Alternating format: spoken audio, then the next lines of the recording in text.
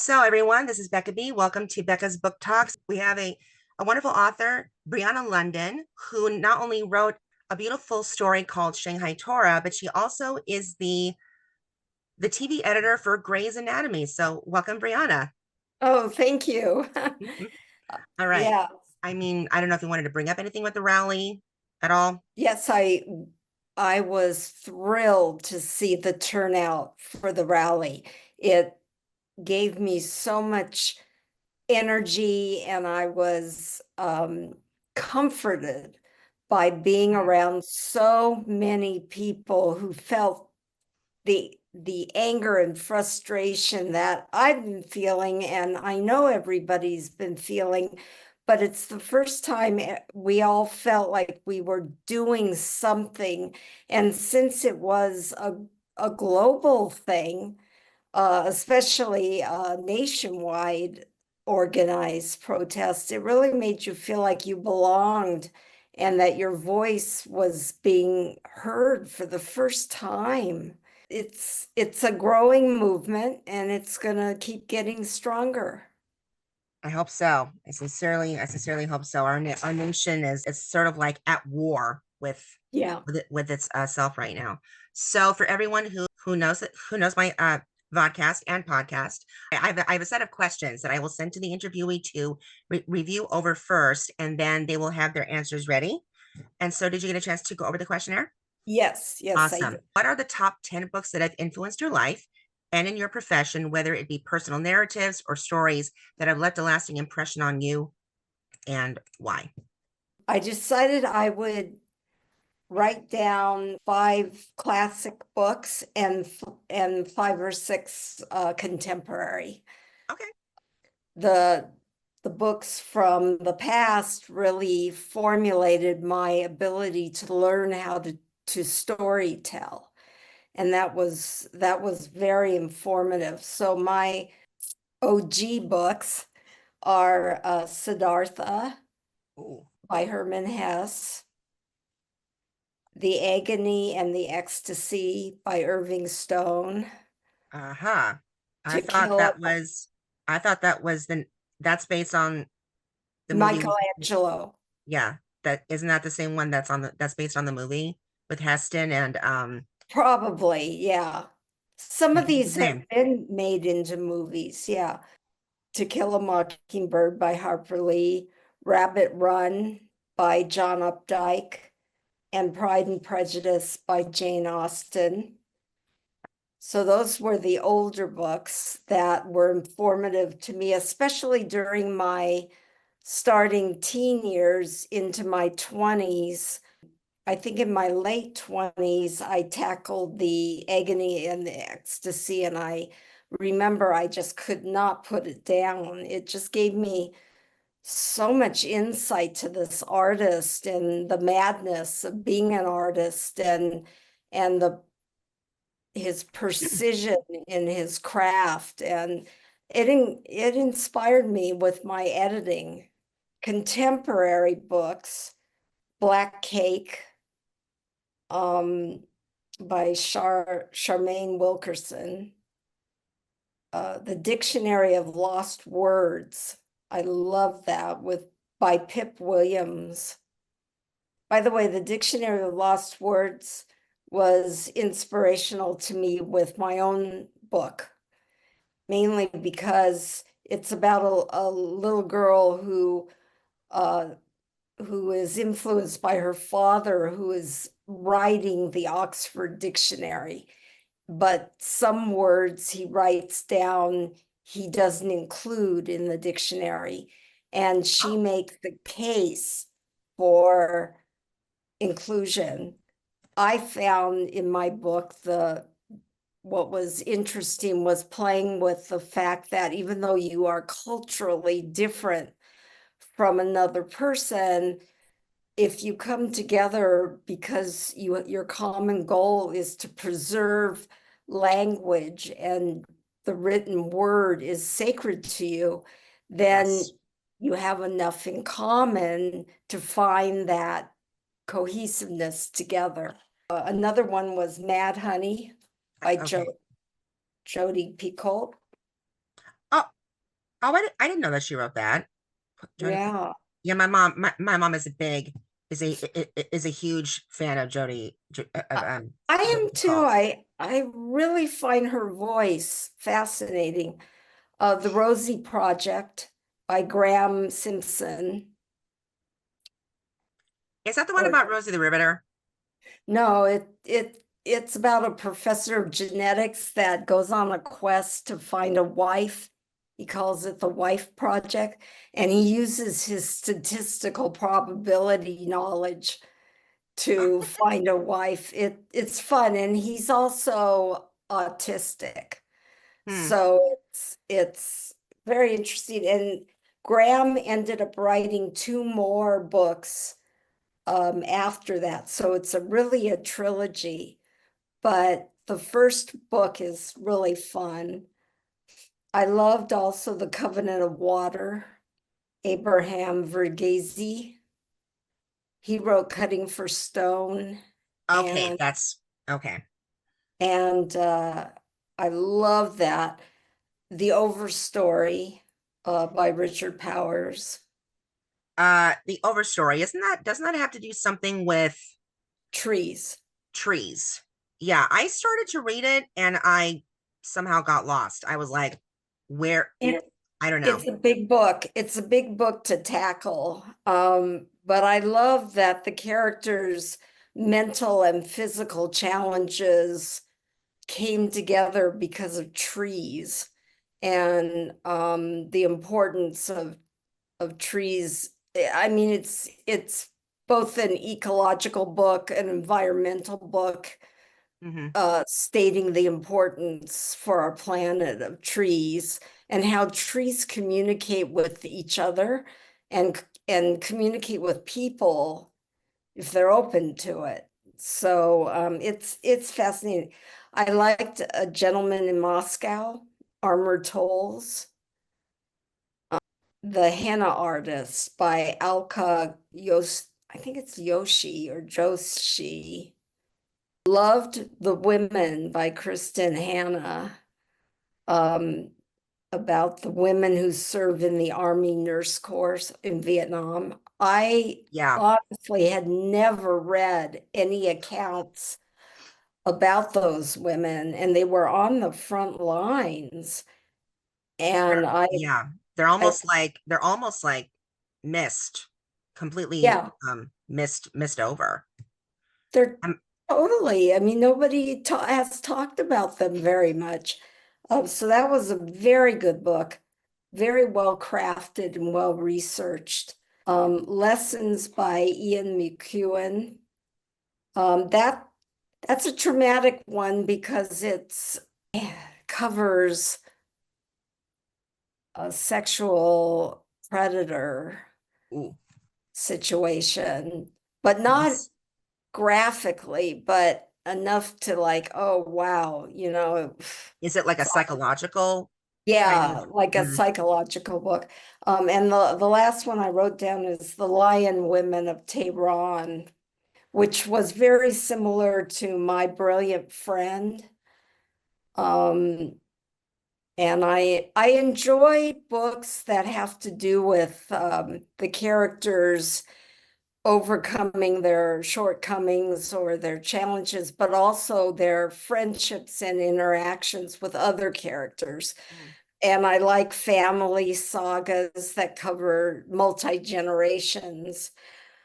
That's all the part of storytelling that I find interesting. I also enjoy memoirs for that reason, because the people are talking about their families or their upbringings. Why did you start with Siddhartha? Well, I read Siddhartha when I was a teenager, and I was really struggling with anxiety and some depression. And in my time, going to a psychiatrist or a psychologist was just my parents didn't ever think of that as it was never thought that kids were struggling. But as Mm, a teenager, I was struggling. I acted out by being very rebellious, getting involved with a group of people who helped get the draft dodgers out of LA, being involved in protests, being involved with, it was against the war. And I was only 14. And so I was part little immature girl and part running around with 19 and 20-year-olds who had a lot more at stake because of the draft. And so I had terrible time sleeping, anxiety. So I discovered Herman Hesse. Somebody must have recommended the book to me. And I read Steppenwolf and I read Siddhartha. I think I read everything at the time. And the quest that his characters went on to find themselves just spoke to me. And it was like, oh, yeah, there's more than just going to junior high school, which I just hated. Oh, I mean, I have a couple of close friends who have children of their own, and they're going to public elementary school right now, but I was told that they're planning to get them out and homeschool them during during junior high school. But yeah, through that and probably maybe high school, not sure, but yeah, I hated it. Hey, yeah, absolutely. I almost think that we should we should take all the 12 to 15-year-olds and like pack them away on an island somewhere where they can't get in too much trouble. Well, no, I mean, I just think that I think there's a lot of like, they're going through puberty, but that is no excuse. Sorry, that is no excuse for the kind of behavior that is exhibited. I just remember having I call it the darkest day. I mean, I was bullied for 8.5 hours of them screaming my name and just throwing it not even in the not even in the garbage. It was like they put my name through sewage, and I will never ever forgive them for that. Yeah, Never. sure. So You I don't have but to. this was not even as a student. I was a sub when this happened. Yeah. Oh my gosh, how Yeah. So disrespectful. I put it in my head under no circumstances that I will ever teach junior high school. I absolutely despise the environment. I prefer high school. I prefer the last two grades because that's where I say to them, this is the time where you need to get your head in the game because Yeah. this is the last 2 years. Start thinking about what you want to do and start planning your future. Because some already have their futures planned out for them by their families, and then there are others who want to go their own way. But I feel like a lot of students are also missing like vital, important steps that they somehow miss between Hmm. middle and high school. So Yeah. anyway, what about To Kill a Mockingbird? What drew you to that? Because again, this is another book where I read the first 2 pages and I was asleep.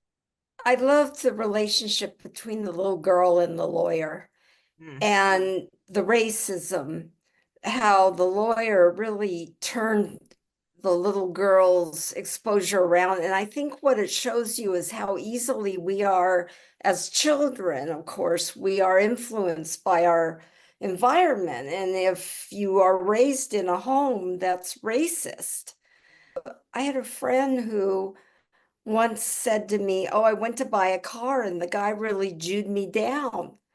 And I looked at my friend and I said, how is that in your repertoire, that statement?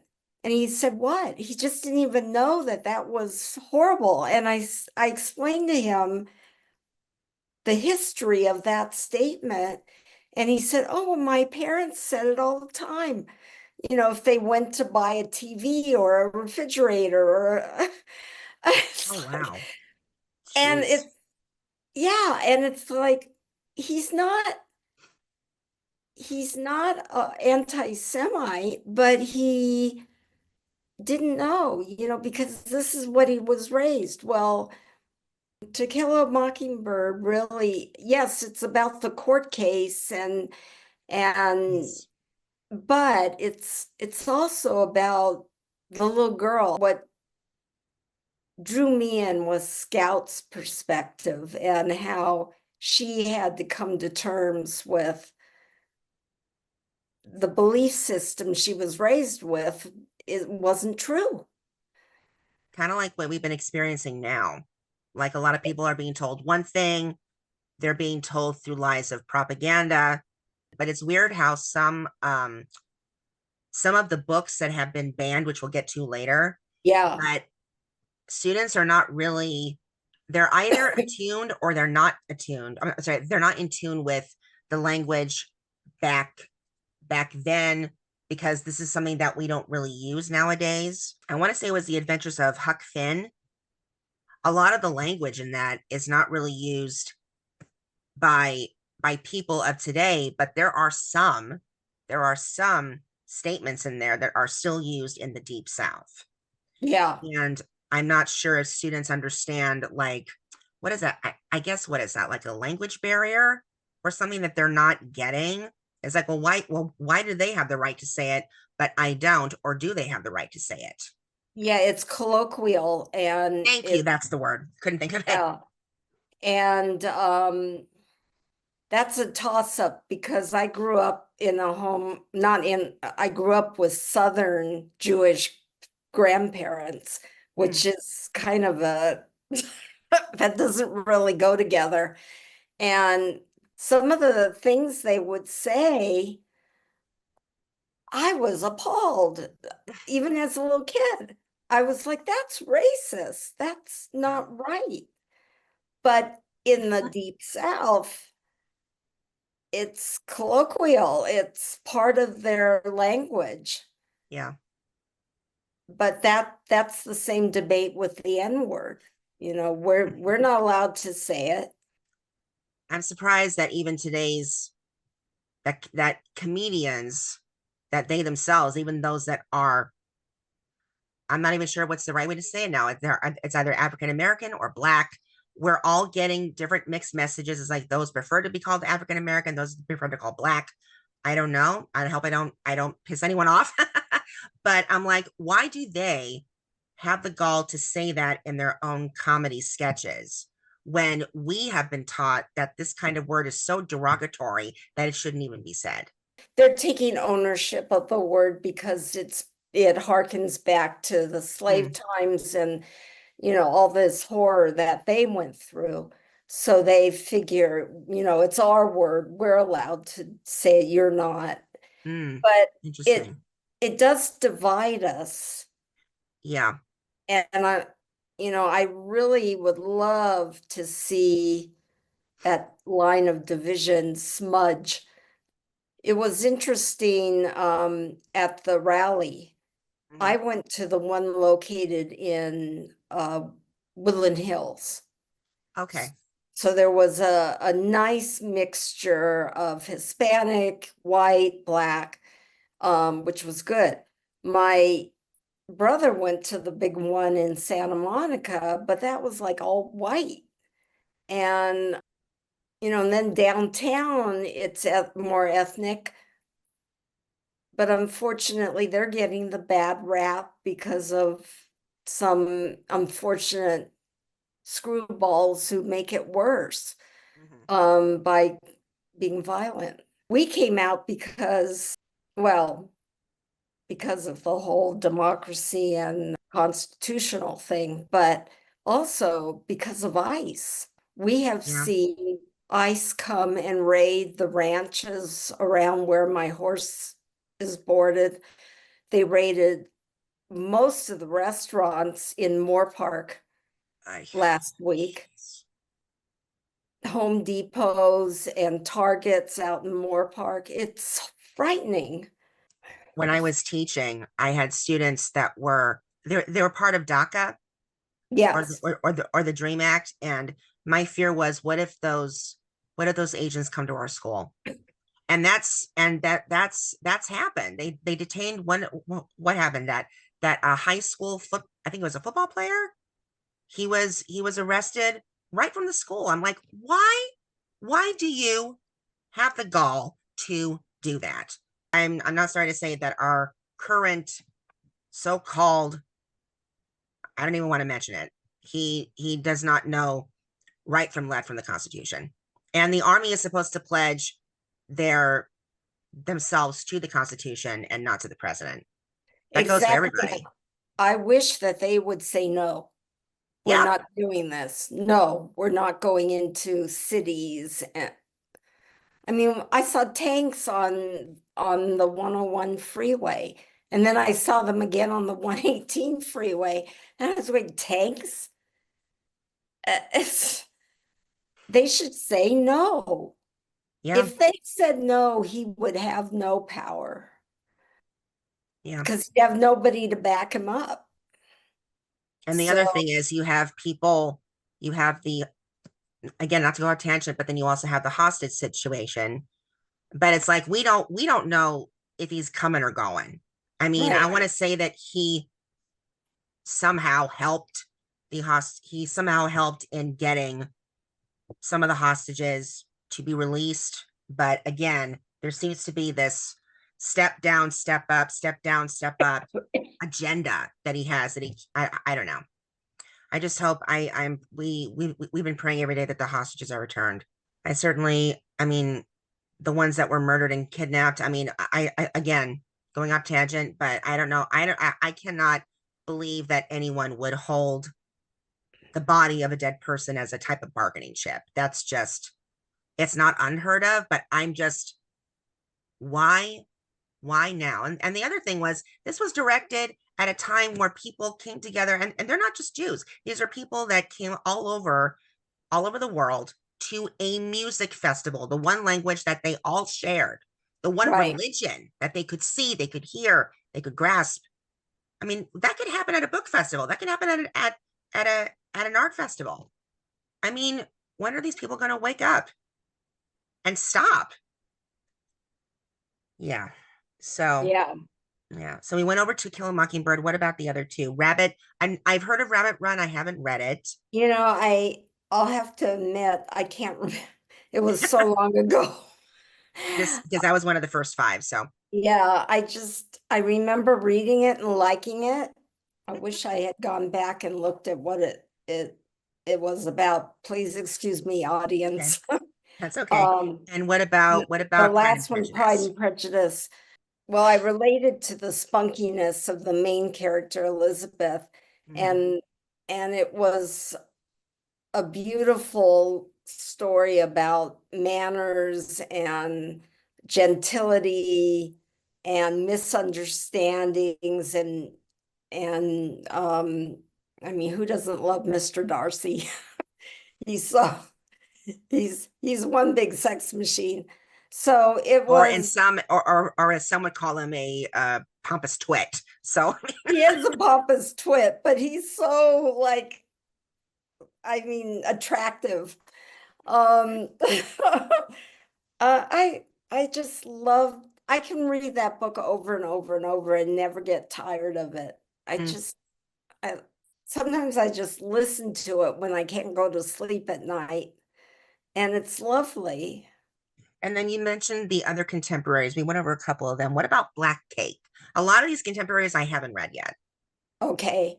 Black Cake is about an estranged brother and sister who delve into their mother's mysterious past, and their connection is the tradition of eating a Caribbean black cake that are made for special occasions. Mm. And their mother, before she died, wanted them to, after she's dead, wanted them to get together because they were estranged and make a black cake to Okay. celebrate. But I loved it. Now it was made into a series or a movie about 2 years ago, I think. Okay. You had Mad Honey by Jodi Picoult. Of all of Yeah, her stories, why that particular one? I think because it really struck me. her character, I think she has a character that's trans in there in this. I was taken by that because I thought, yay. You don't, I mean, I have worked with trans people in my career, and I Mm. always felt terrible that they're not represented in novels. Yeah. They're represented only in like how-to books, Mm. how to become trans. Yeah. Um, I have a question. Did you happen to read a book called Beyond Magenta? Not yet. That I would highly recommend because Great. it's about transgender teens speaking out. I think there's five. And Okay. what they go through. It's weird how they all have this is the big thing in schools right now is the woke culture. You have those that are insistent on pronouns being as part of their signature. It's an Right. option if they want. But now Right. you also have parents who are on the warpath to make sure that that their children are taught the basics of school and not about transgender, not about the LGBTQ community. This is your job is to teach the kids about this, and this, the regular subjects. All the other It- stuff they can do that when they get older. And it's like, and now you have schools that are defying you know who when it comes to the DEI. right. And so everyone is, I don't know, academics is what is that phrase? It's sort of like it's gone into the wash bin and being spun around and spurred out in so many directions. We don't know which one is the right path to guide them on anymore. I know it's hard. My husband and son are both teachers, and they for high school and a little bit of middle school, and in the arts. And it's every time the semester starts, it's what's your pronoun? What do you want to be called? And it's tricky. Fortunately, they're at a school that is more relaxed about that kind of thing, and the parents are more relaxed. They don't put up a fuss, Yeah. but But it's like people everywhere else. It's like when they approach a person, they don't know it's a ma'am or mister or excuse me, miss. Well, unless it's on your name tag or unless I don't know, we have this whole new reality. yeah, it's a whole new I know. a whole new reality and a whole new approach to genderism. I So know that some of the books that were banned, I have not read, but I know some of them are about transgender characters that were banned, and that's a shame. Or gay, yeah, lesbian characters, and that's really a shame. I did read a few of the ones on the list, but it was a long time ago also.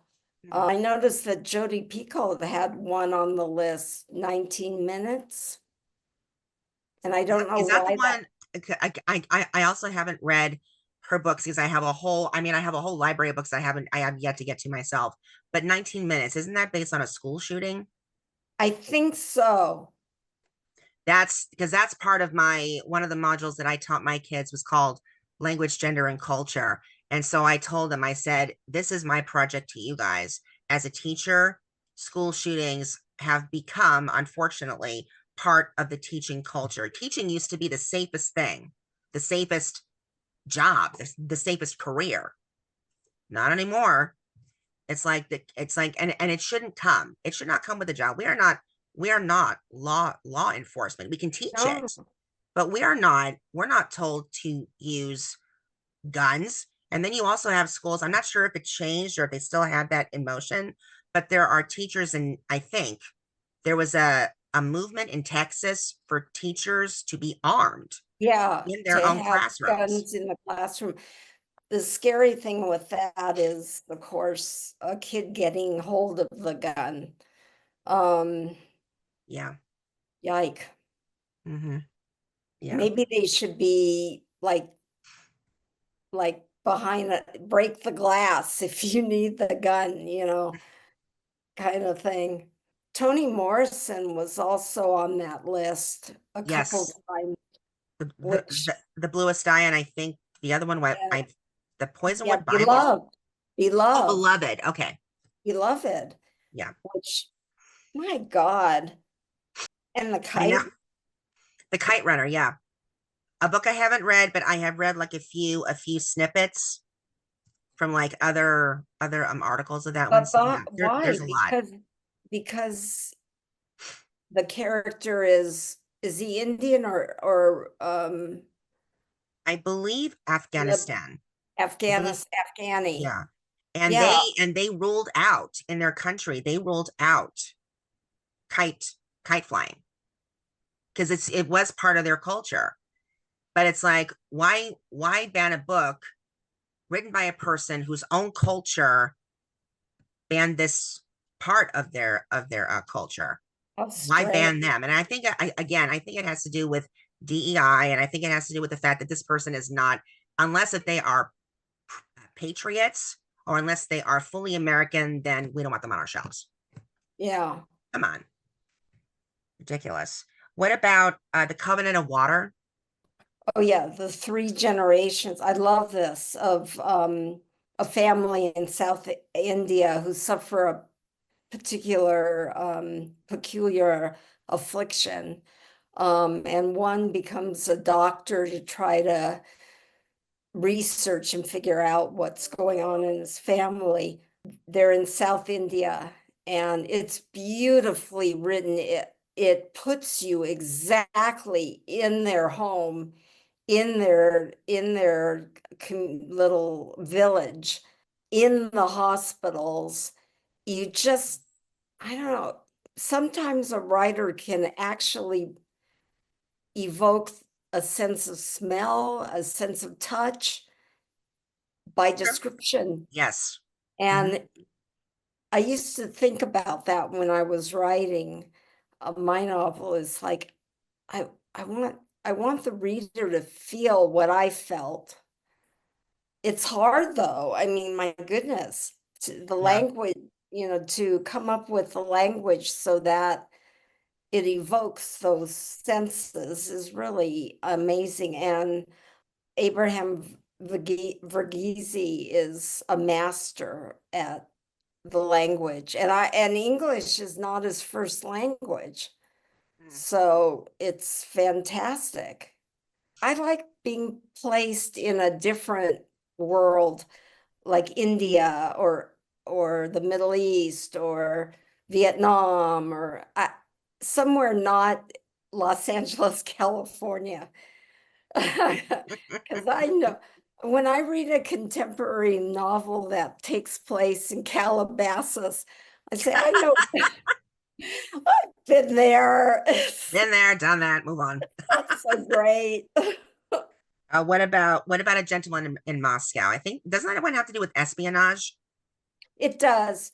There's a man who's a dissenter, and he somehow is able to make a deal with the Russian army that are coming in to take over uh the area where he is during World War II prior to the Nazis, and the Nazis show up too. And but his punishment for being a dissident is that for the rest of his life he has to live in a hotel, an upscale hotel. And, Interesting. and I mean, the life becomes pretty droll Mm. if you're doing the same and seeing the same exact people day. It's like Groundhog Day. Yeah, Um, or like the terminal. yeah, exactly. Yeah. Yeah. And so you root for him to figure out a way to escape. I loved it. Now, if you can't get through the book, you might like the movie because they did a good job. Help me out. Is that the one that had Jeffrey Rush, a gentleman in Moscow? It might have, Not 100% sure. yeah. I don't think it had Tom Hanks. That was No, that was no. the road that was the road to perdition. Yes, yes. But I know Tom Hanks was in the terminal. That was interesting. But it's also unique to know that there was a man who, because he was, I don't think he was a dissident. I think he was an immigrant, but because he didn't have the right visa, he was not able to go into one country from the airport. But then he also couldn't go back because he didn't have any ID. So he was stuck at this term. There was a story I think about that he was stuck at this terminal for 13 years, I think. Oh, Something like that. I'll have to look it up. I was wrong. It's the Bolshevik Revolution plays out. Okay. I was Okay. wrong. Oh, it's Ewan McGregor. Oh, Ewan, really? Ewan Ewan Mc- McGregor. and Jeffrey Harris. Yeah, Ewan McGregor. Okay. For some reason I kept thinking Jeffrey Rush. All right. And then He would what have drew been you good. what drew you to the henna artist? Again, it takes place in Jaipur. It is Oh, Jaipur. Mm, it is one of three. It's a trilogy. Um, I like stories about especially young women who have to make a critical decision to change their life when they have no support. And yes. in this case, she escaped a abusive marriage and has to Mm, start all over. wow. And so she becomes a henna artist and is that's how she makes her money. But it has a love story. It has her chutzpah, I admire that. I I admire mean, that. the way that you were describing it, it reminds me of one of Chris and Hannah's other stories that I absolutely love. Did you read The Four Winds? Yes, fantastic. I was not expecting that ending. Just, huh? It just, yeah. Yeah. But what she goes through to escape this family tradition, have children, and then go through the Dust Bowl, the depression. But I was not expecting that ending at all. I gotta say, Kristen Hanna really does her research. Because she places you in Mhm. these time periods that feel so real and legitimate. Yeah. But it was interesting. I went to actually see her lecture, I think it was the book festival from 2023 when I Uh-huh. went. And she said that she says, yeah, the story is there, but don't depend so much on the research because often getting too much research can take you away from the set that you actually want to tell. Yeah, that's So, true. which is I want to ask you the research that you did for Shanghai Torah. So you read The Women by Hannah, and my mother read that too. She because we have her cousin served in the Navy and during Vietnam. Vietnam. Hmm. But the way that she was describing it to me reminded me of a play that my cousin was in. It was called, and I'm not sure if you've heard of this term, it's called Embracing the Suck. No. It basically is you are in a no-win situation and you're going to take everything that comes along with the job, especially Oh, when it comes to the army. yeah. But again, these women find themselves in an Iraqi bunker, and suddenly they become helpless when they're caught by two Iraqi insurgents, and it's all about them trying to survive. But it was Right. weird that as an audience member, I could not separate myself from my cousin, who's also Jewish like me, and what they go through. I mean, I was ready to jump out of my seat. I mean, I was literally hyperventilating at the whole thing. But Sure. again, a lot of women, I think this took place during Operation, it was the Iraq War. Which one was that? Operation You um mean when was this? during Desert Storm. During Desert Storm? Yeah. Hmm. Because a lot of women did apparently serve, Yeah. and but again, they're almost never talked about. Their stories are sort of like brushed over because Hmm. they were expected to be the diversion, the decoys to get the enemy away so that the big guns can come up. And that basically what happens in the play.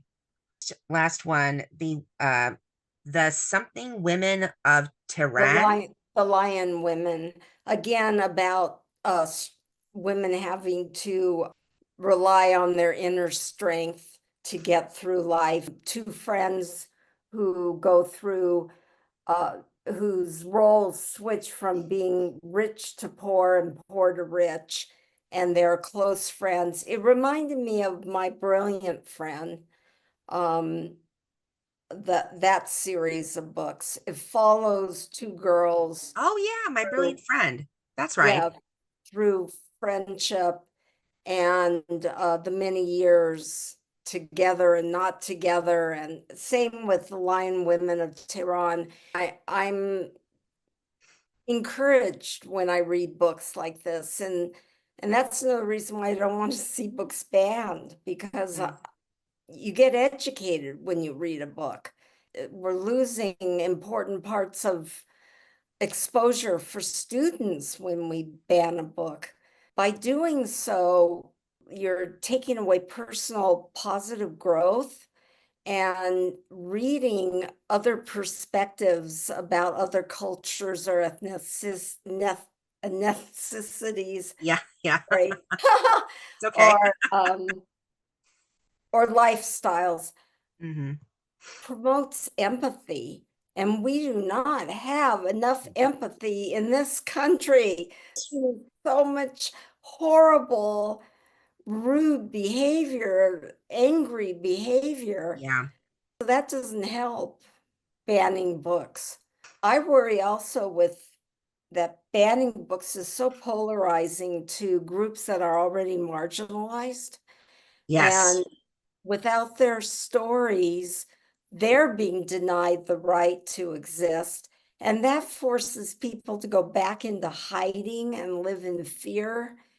That's not going to work. Yeah, I totally Um, agree with that. the autocratic leaders ban books, then they are controlling the masses, and it's so much easier to get their messages of racism or homophobia or transphobia, anti-Semitism, fear and Yeah. hate. And that's what we're seeing today. Mm-hmm. Yeah, definitely agree with that. Of those books that you mentioned, which of those would you absolutely recommend for today's readers? The women, Hmm. Black Cake, The Rosie Project, The Lion Women of Tehran, and probably A Gentleman in Moscow. By the way, there was a book that came out in this year in 2025, which I read. I wanted to mention, since there was so many already on my list, The 7 O'Clock Club. And I found it fascinating because it deals with the variances in management of grief um, between maybe 5 people who meet at like a therapy group at 7 Interesting. o'clock, and there's twists in the plot, and it actually becomes somewhat fanciful. But I found just the dealing of how every character deals with grief, their own grief, so differently, and how they had to learn patience with each other. And Mm. anyway, I wanted to mention that book really stood out. So I think that would be a good one for people to read. It's interesting. I'll need to read that. By the way, you just turned your camera.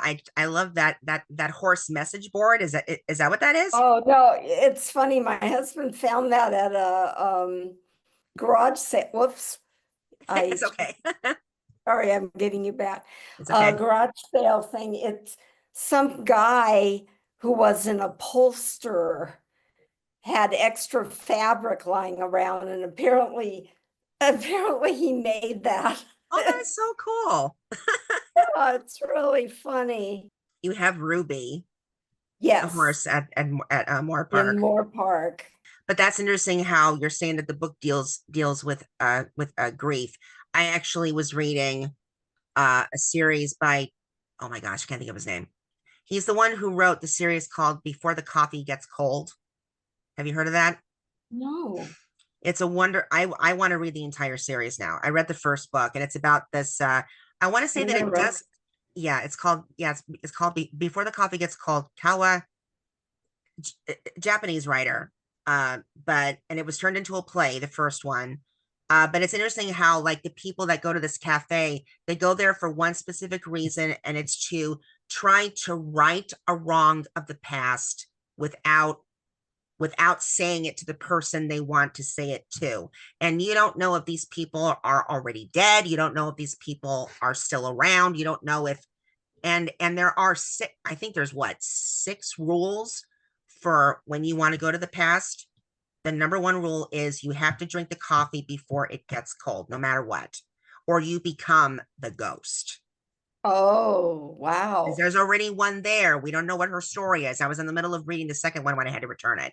So yeah, but I think that I want to say it's like a healing book. Is that what you would think the 7 o'clock club No, is? this is a novel. This is not Okay. it's not a healing book. It's not a how-to book. Uh-huh.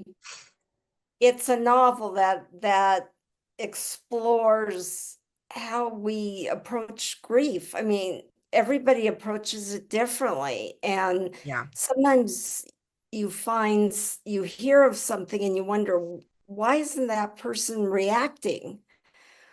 Or, Yeah. and it was great because it covered all the different ways people react, and there's plot twists which surprised me. I liked it a Interesting. lot. I know you asked what the last book I read, Broken Country by Claire Leslie Hall.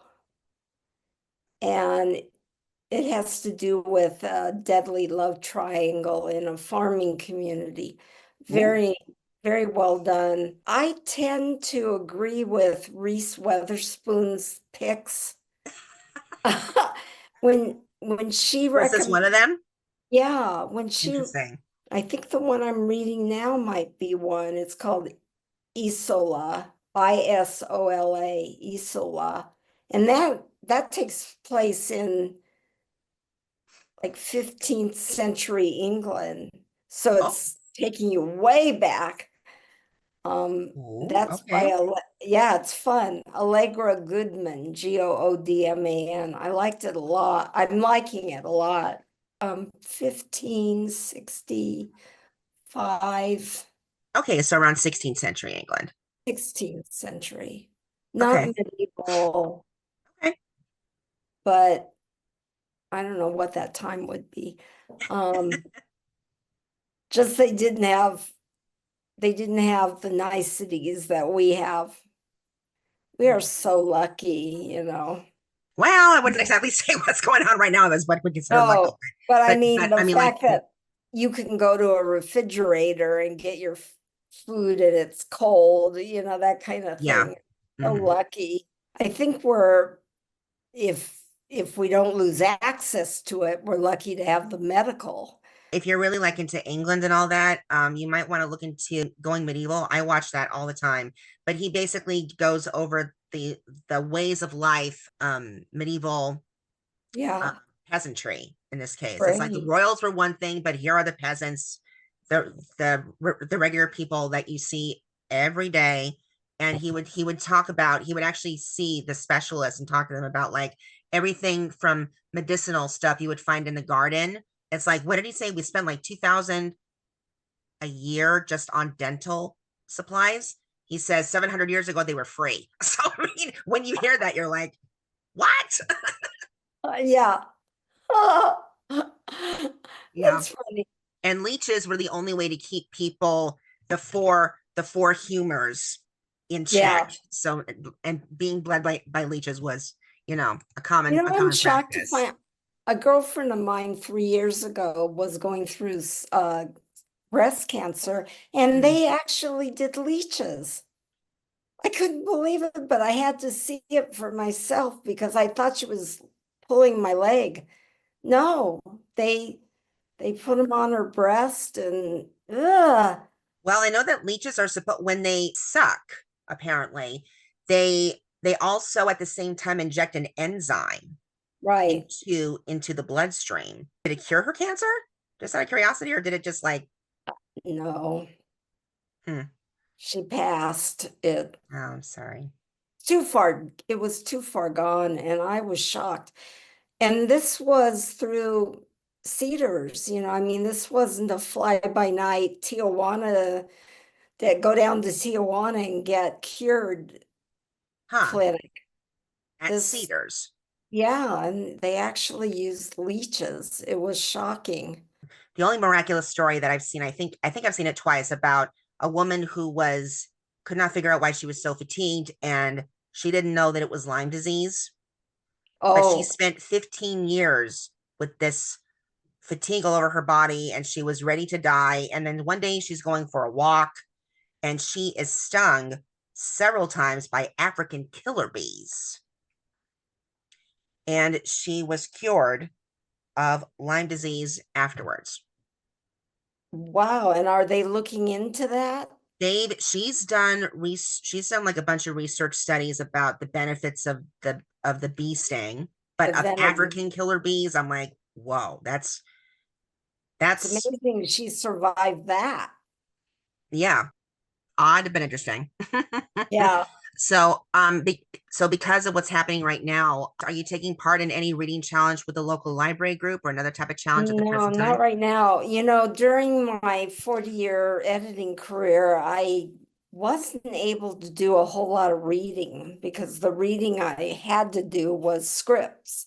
Yeah. So it was hard. There was some downtime, and that was usually the time I would launch into working on my book, which I finished once I retired from editing because we're working minimum 12-hour days, maximum like 14-hour days.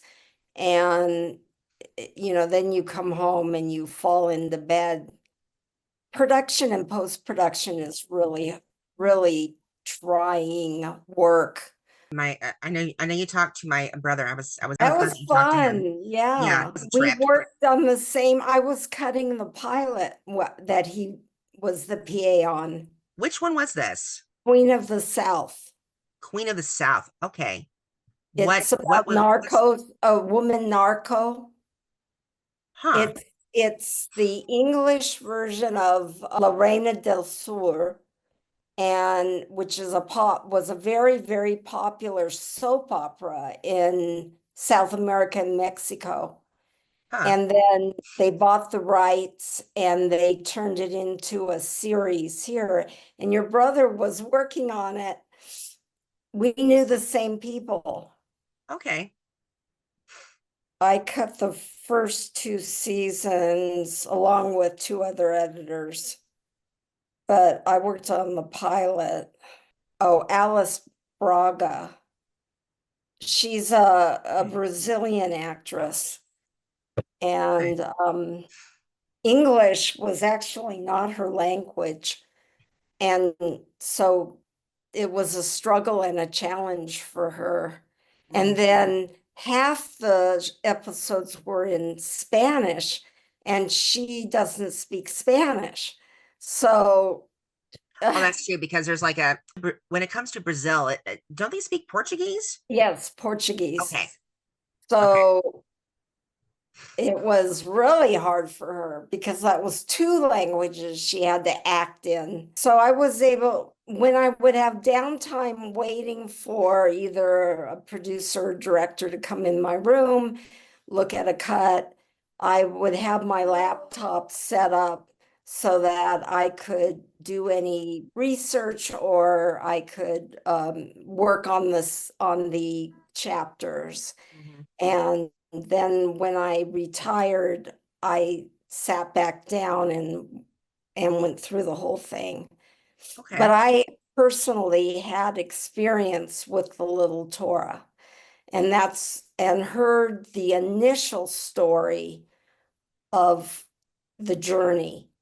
But I thought, and it ended up in Shanghai, but I thought, who does this young man, because this young man saved this little Torah and wrapped it around his waist and That made, I don't want to get up to the book yet, but I'm look because I remember reading the very beginning, and someone, and I think who was it, Akiva, where he was saying save the baby. I'm like, what are you talking about? Did they leave a baby at home? And then I didn't realize, oh, it's that Torah that he's yeah, referring to. right. Yeah. But I often wondered, who did he meet along the way? Mhm. Who helped save him? Who helped hide Interesting. him? Huh. So basically, writing the book was, I want to, you could call it, that was like your biggest challenge. Yes. Okay, cool. Cool. So then, speaking of the band, I think you went over this earlier. So, what do you believe is the biggest obstacle facing our readers today in the wake of the current banned books lists from last year or even the year before that? Considering, students, teachers, libraries, public libraries, and bookstore clientele. I think people are afraid, like teachers are, they're not sure if it's okay to assign a Yes. book. A student may want to read a book. Of course, as soon as you ban something, people want to see what it's about. Yeah. So actually, it I was actually might be good. I was talking to Jared Rack. I'm not sure if you saw him, the interview, but he was saying getting banned is sort of like a mark of achievement. Right. It's also profitable because people will go and buy your book. You're not sure what you can talk about. You're not sure what you can read. Yeah. That it's ridiculous that we're at this point. You already talked about the books that were banned. You spoke of Beloved. You call it the Kite Runner. Right. The perks of being a wallflower. That I love because that's teen story, young, awkward, socially Yeah. hard to make friends, Mhm. being bullied. I would Uh, find that very hard to get through because of my experience. I don't like reading anything where I feel like I'm right. I feel like I'm reading my very own story. like That a was memoir of yourself. not, yeah, but in like the guise of someone else. That comes to the next question actually. Was there ever a story or narrative that was a challenge for you to complete or read because of the nature of the content or the subject matter?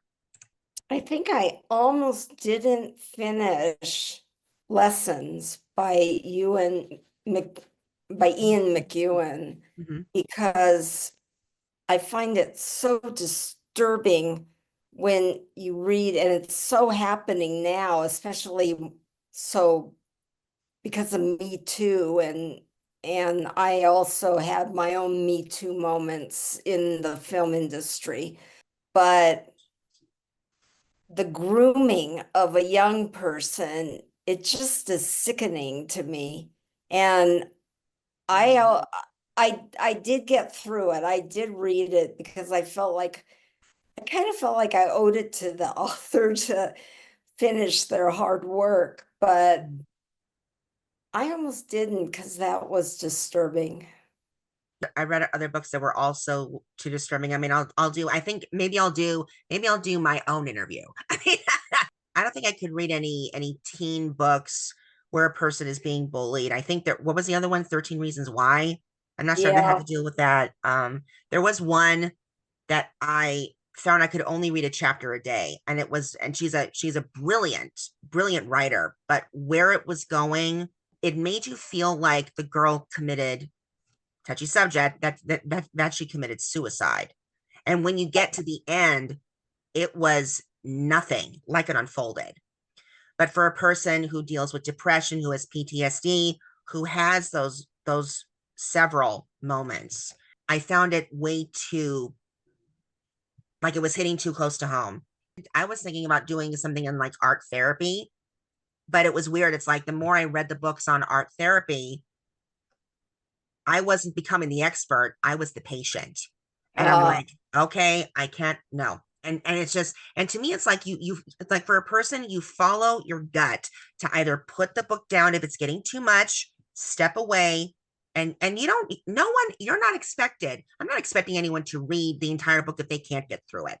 Yeah. I mean, it is an Sometimes, effort. Yeah. sometimes it's not the subject matter that I have an issue with. It's the language. It's Mm, the way okay. things are written Yeah. that I have trouble getting through a Mhm. book. I want to say there were some things in The Adventures of Huck Finn that I was not able to like really grasp. But then Uh-huh. I tried reading James Joyce, The Portrait of the Uh, Artist as a Young Man. And I'm looking at it going, what kind of language am I reading here? yeah. I can't. If you like when you try to read Irish authors, I find Mhm. sometimes I have difficulty getting through almost like Shakespeare, you know, trying to Uh, decipher.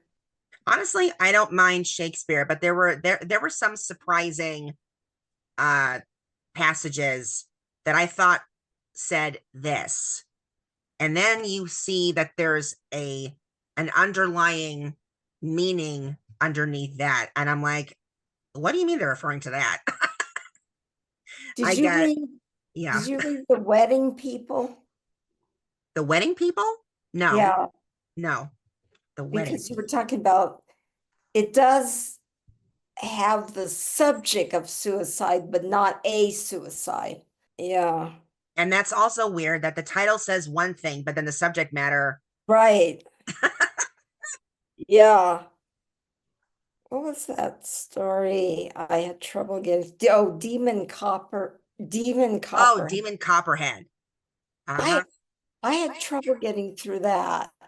And I don't think it was the subject matter, it was the writing, the language. I just Yeah, I think I got maybe to like page 5 or 6, and I just was like, this is something that needs my full attention. And I also haven't read, apparently, could I call it a hillbilly version of David Copperfield? yeah, I don't know. kind of, yeah. I didn't think of it that way, but Yeah, that's what it is. it's possible because it was so hillbilly-ish Hmm. that I couldn't grasp it exactly. Yeah. But yeah, I mean, there are moments. I also have to give myself permission to not finish a book or, walk away from a book Thank you. Thank you. because we were never allowed to do that in school. Uh-huh. And you kind of get drummed into you that you feel guilty if you don't finish. But I, yeah, Maybe. we're supposed to be able to enjoy our time reading. Hmm. And if we're not hooked, Yeah, then exactly. I tell myself, nope, you gotta walk away from this one. It's just not speaking to you. So, which book in your entire collection could you not live without, and why? And does this book hold special meaning for you? That was very hard, but You don't have to because list one. You can list a few if you want. Totally. I probably, yeah, if I were on a desert island and I had one book, it would probably be Jane Austen's Pride and Prejudice or one of her books. Okay. I can fall into that time period and it's a great distraction. Hmm. And I'm also fascinated by the gentility of even though it's not always honest, which I find fat people are still, human beings are still that way, where they'll say one thing, but they really don't mean it. Yes. But I miss the fact that we're not polite to each other. We're not, we Yeah. don't have we don't have a form of gentility in our society, and it's lacking. We really need that. Oh, yeah. I definitely agree with that, especially when it comes.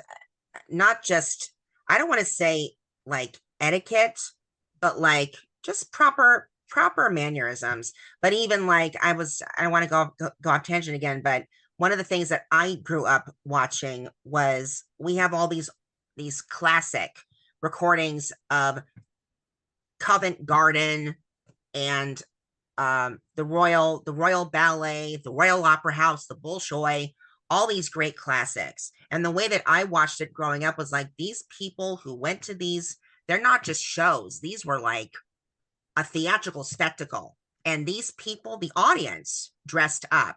And that is how I was raised. It's like when you go to a show, you dress your finest. And then later it became a thing of like, oh, you dress to respect. That's what Exactly. that's what got embedded. And now I see people coming in with torn jeans and tank tops and showing their derrieres and tattoos everywhere. I mean, that's one thing. They can Not, yeah, they I can do agree that. with No one you. is really, I miss that we used to dress to go to the theater. Mhm.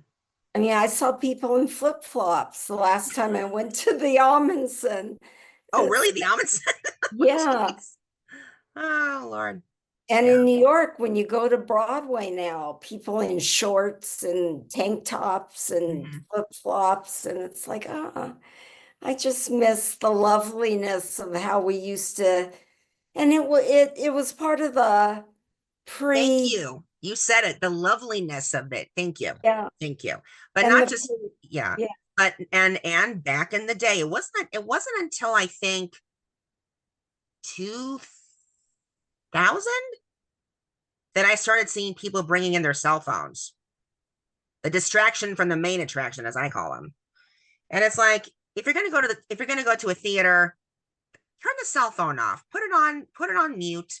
You can always, unless if you are a doctor on call, which maybe means you should probably sit to the side and not distract anyone else. But people bring in candies and they're right. Oh, some just talk constantly, and it's like we've had like just major issues that become quite a possible problem. And it's like I think what people are missing is that you have to go to the theater as if maybe it's not your first time, but maybe it could be for someone else. Or maybe mhm, this is their first time seeing a live play or a live musical, a ballet, whatever. And that's the same kind of mentality that actors have to do. It's like you go out on that stage as if it's your first time and you give it your all. And it could, and if there's a mistake, go with it. And we have seen plenty of theatrical mistakes. So are there any organizations, charities, or special events taking place right now that our viewers should investigate in or participate? I probably know the one that you're going to talk about, but I'll leave it to you. no, give me a hint. The rally, What? the rally. Well, yes, definitely get involved with the No Kings rallies. There will be more of them. This was the second one, and I know there will be more. The movement is definitely growing. Yeah, I think that especially there were no Kings rallies in red states, which meant that the people are starting to wake up a little bit and realize there's nothing wrong with republicanism, no, that theology. no, It's the guy. yeah, It's hmm, the guy that's ruining it for the people who believe in more conservative movement. yeah, And those people are slowly waking up, I believe. But here in Los Angeles, there is so much fear now hmm, from the Hispanic community.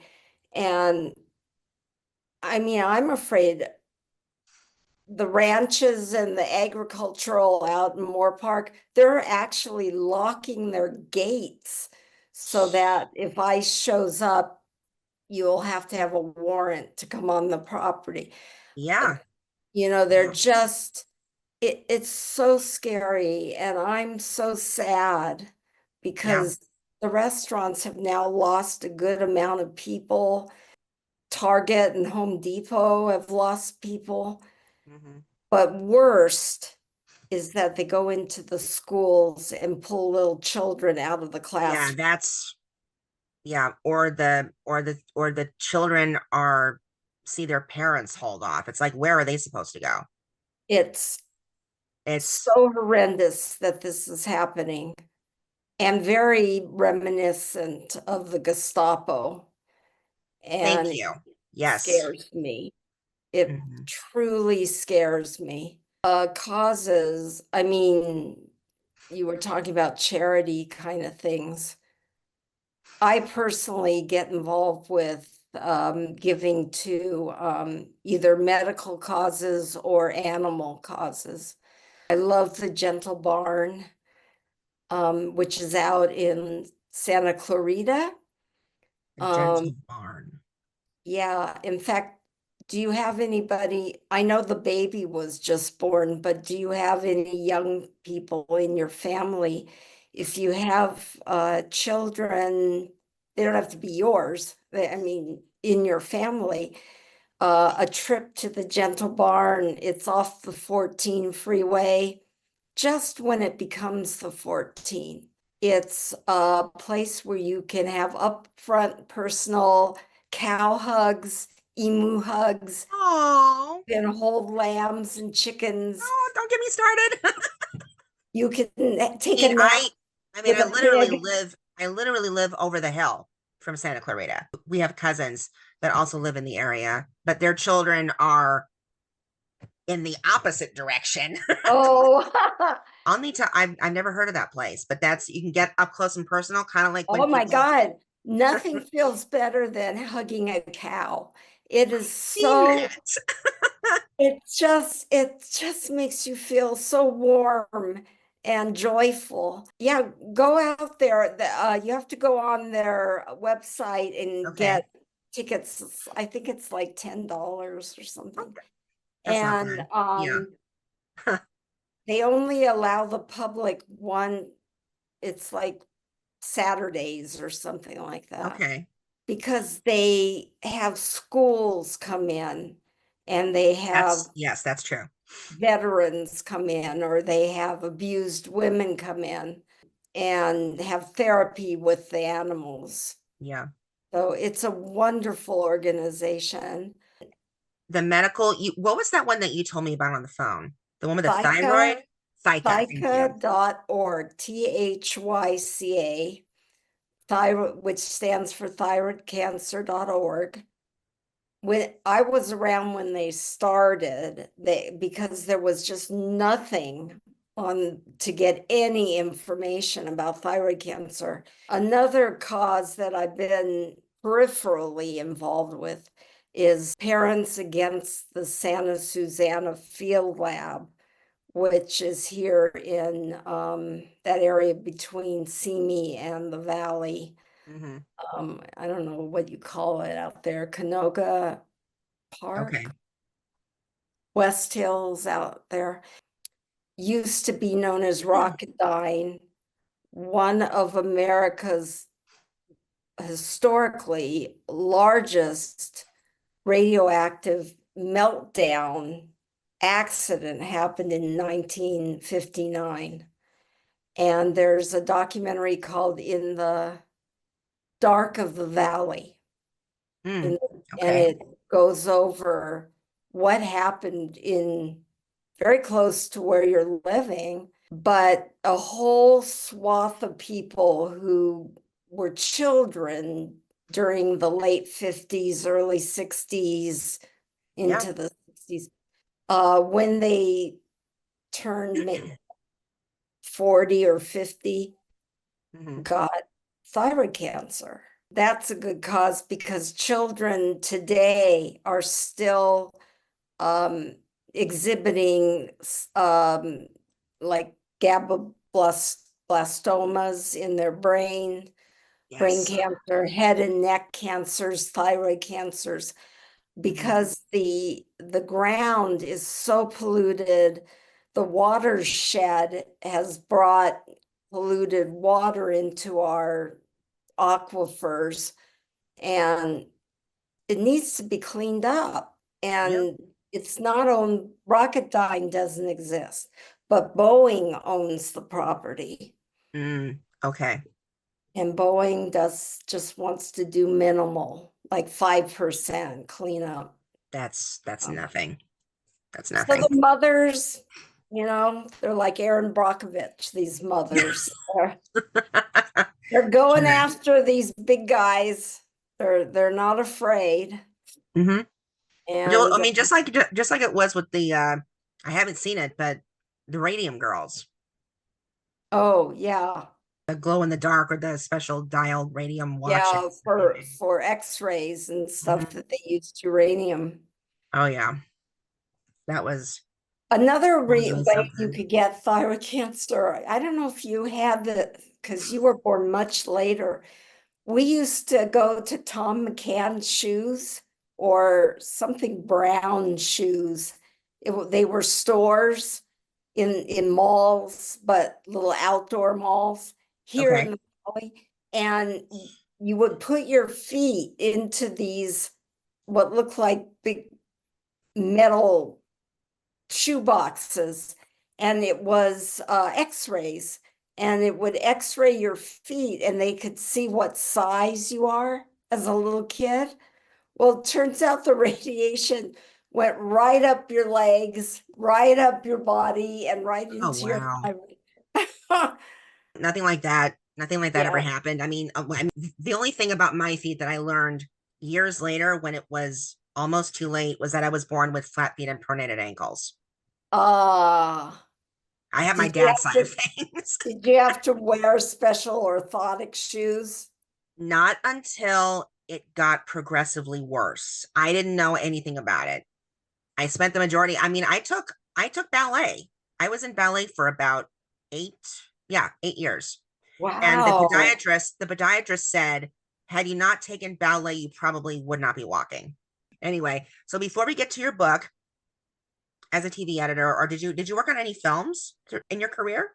A couple, yeah, but they weren't big films. One was a film that came out in the 80s called They Called Me Bruce with Jackie Yoon.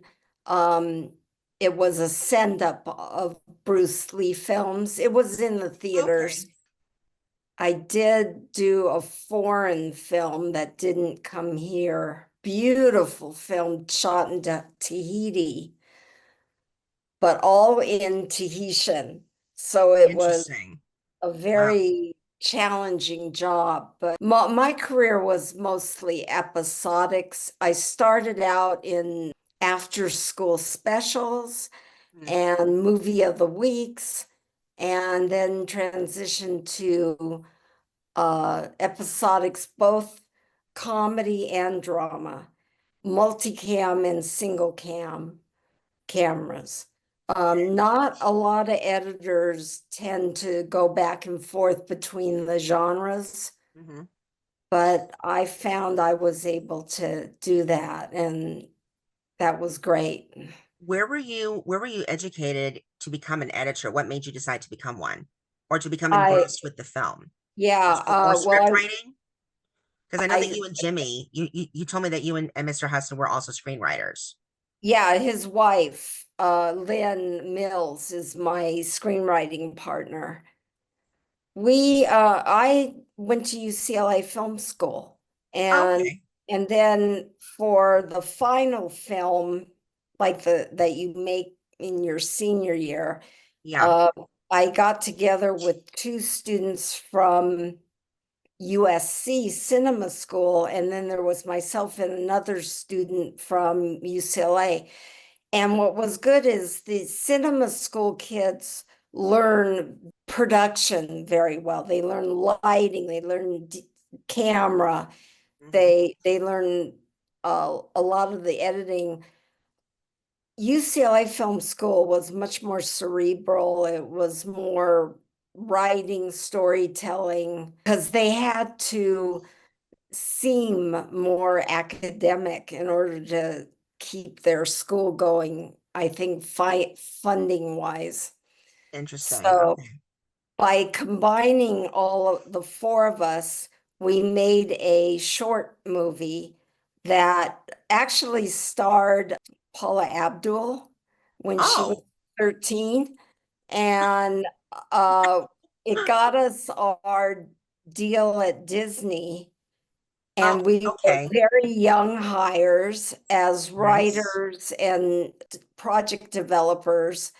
And we made a film called Midnight Madness, which was popular in the 80s, 90s, and has a cult following. And that Mhm. has Michael J. Fox and Eddie Deason and Okay. Dirk It Blocker. okay. It sounds familiar. I think I have to ask David if he has a copy. I think I've heard of Midnight Madness. It was Yeah. popular when you were growing up, but amongst like film freaks, it's a cult film because Disney took one look at it and pulled their name off of it. Oh, And by doing so, we only got 3 weeks in the theaters and then they buried it in the vault. What happened is later HBO in the 80s came along and wanted the Disney library, and Disney said, sure, you can have our library, but you have to have everything in the vault. And it interesting. just so happened they were airing Midnight Madness over and over and over and over. So your generation grew Wow. up with it. And it was funny. Yeah. Wow, There- my gosh. So then from Disney, where did you go after that? So we went to United Artists and we were in a deal to start making our student film into a full-fledged feature film. Then unfortunately, Michael Cimino made Heaven's Gate and bankrupted the studio. So that was the end of that project. And since I co-edited the student film and I edited a lot of my own films, I got a job starting with editing like industrial films, Mhm. like Welcome to the Friendly World of Sears, teaching films, teaching films for their employees, all musical. Oh my God. Okay. Yeah. And graduated from there to after school specials, movie of the weeks. And when I finally got into the union, then I was able to start editing episodics, dramas and comedies. And the job I loved the most was Northern Exposure. That's back on, or it's been back on, I don't know if it's Amazon, maybe Hmm. Amazon Prime or Okay. Apple TV. Yeah. I just love it. And there's a resurgence of fan base growing now again after all these years, which is exciting to see.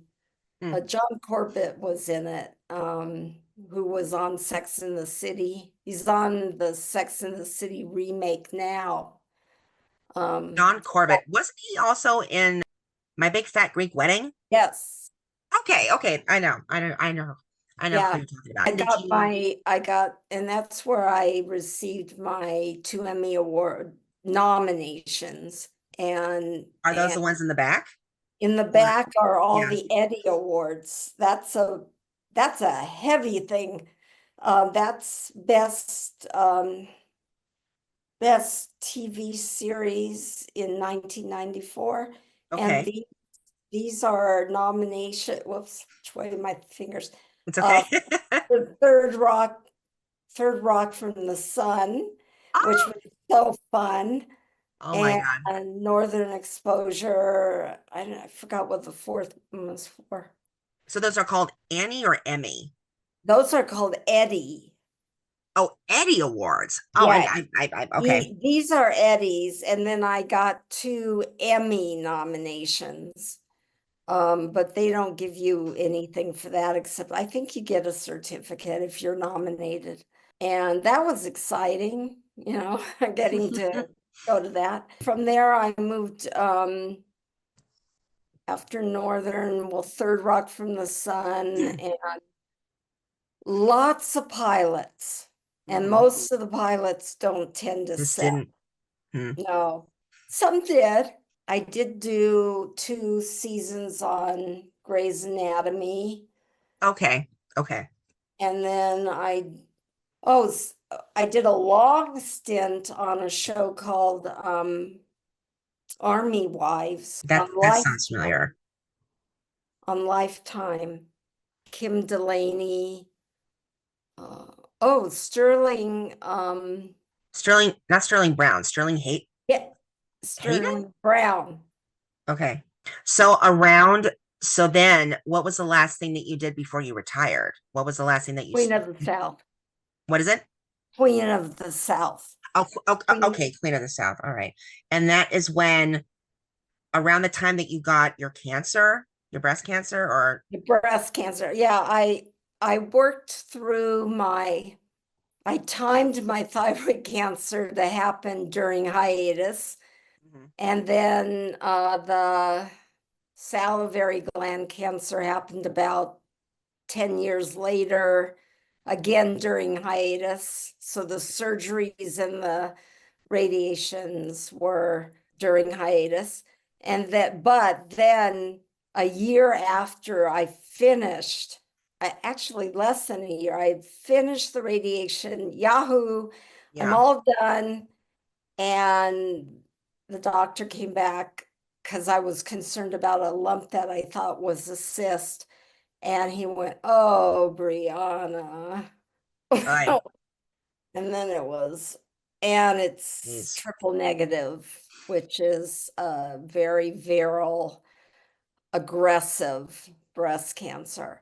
So I thought, you know what?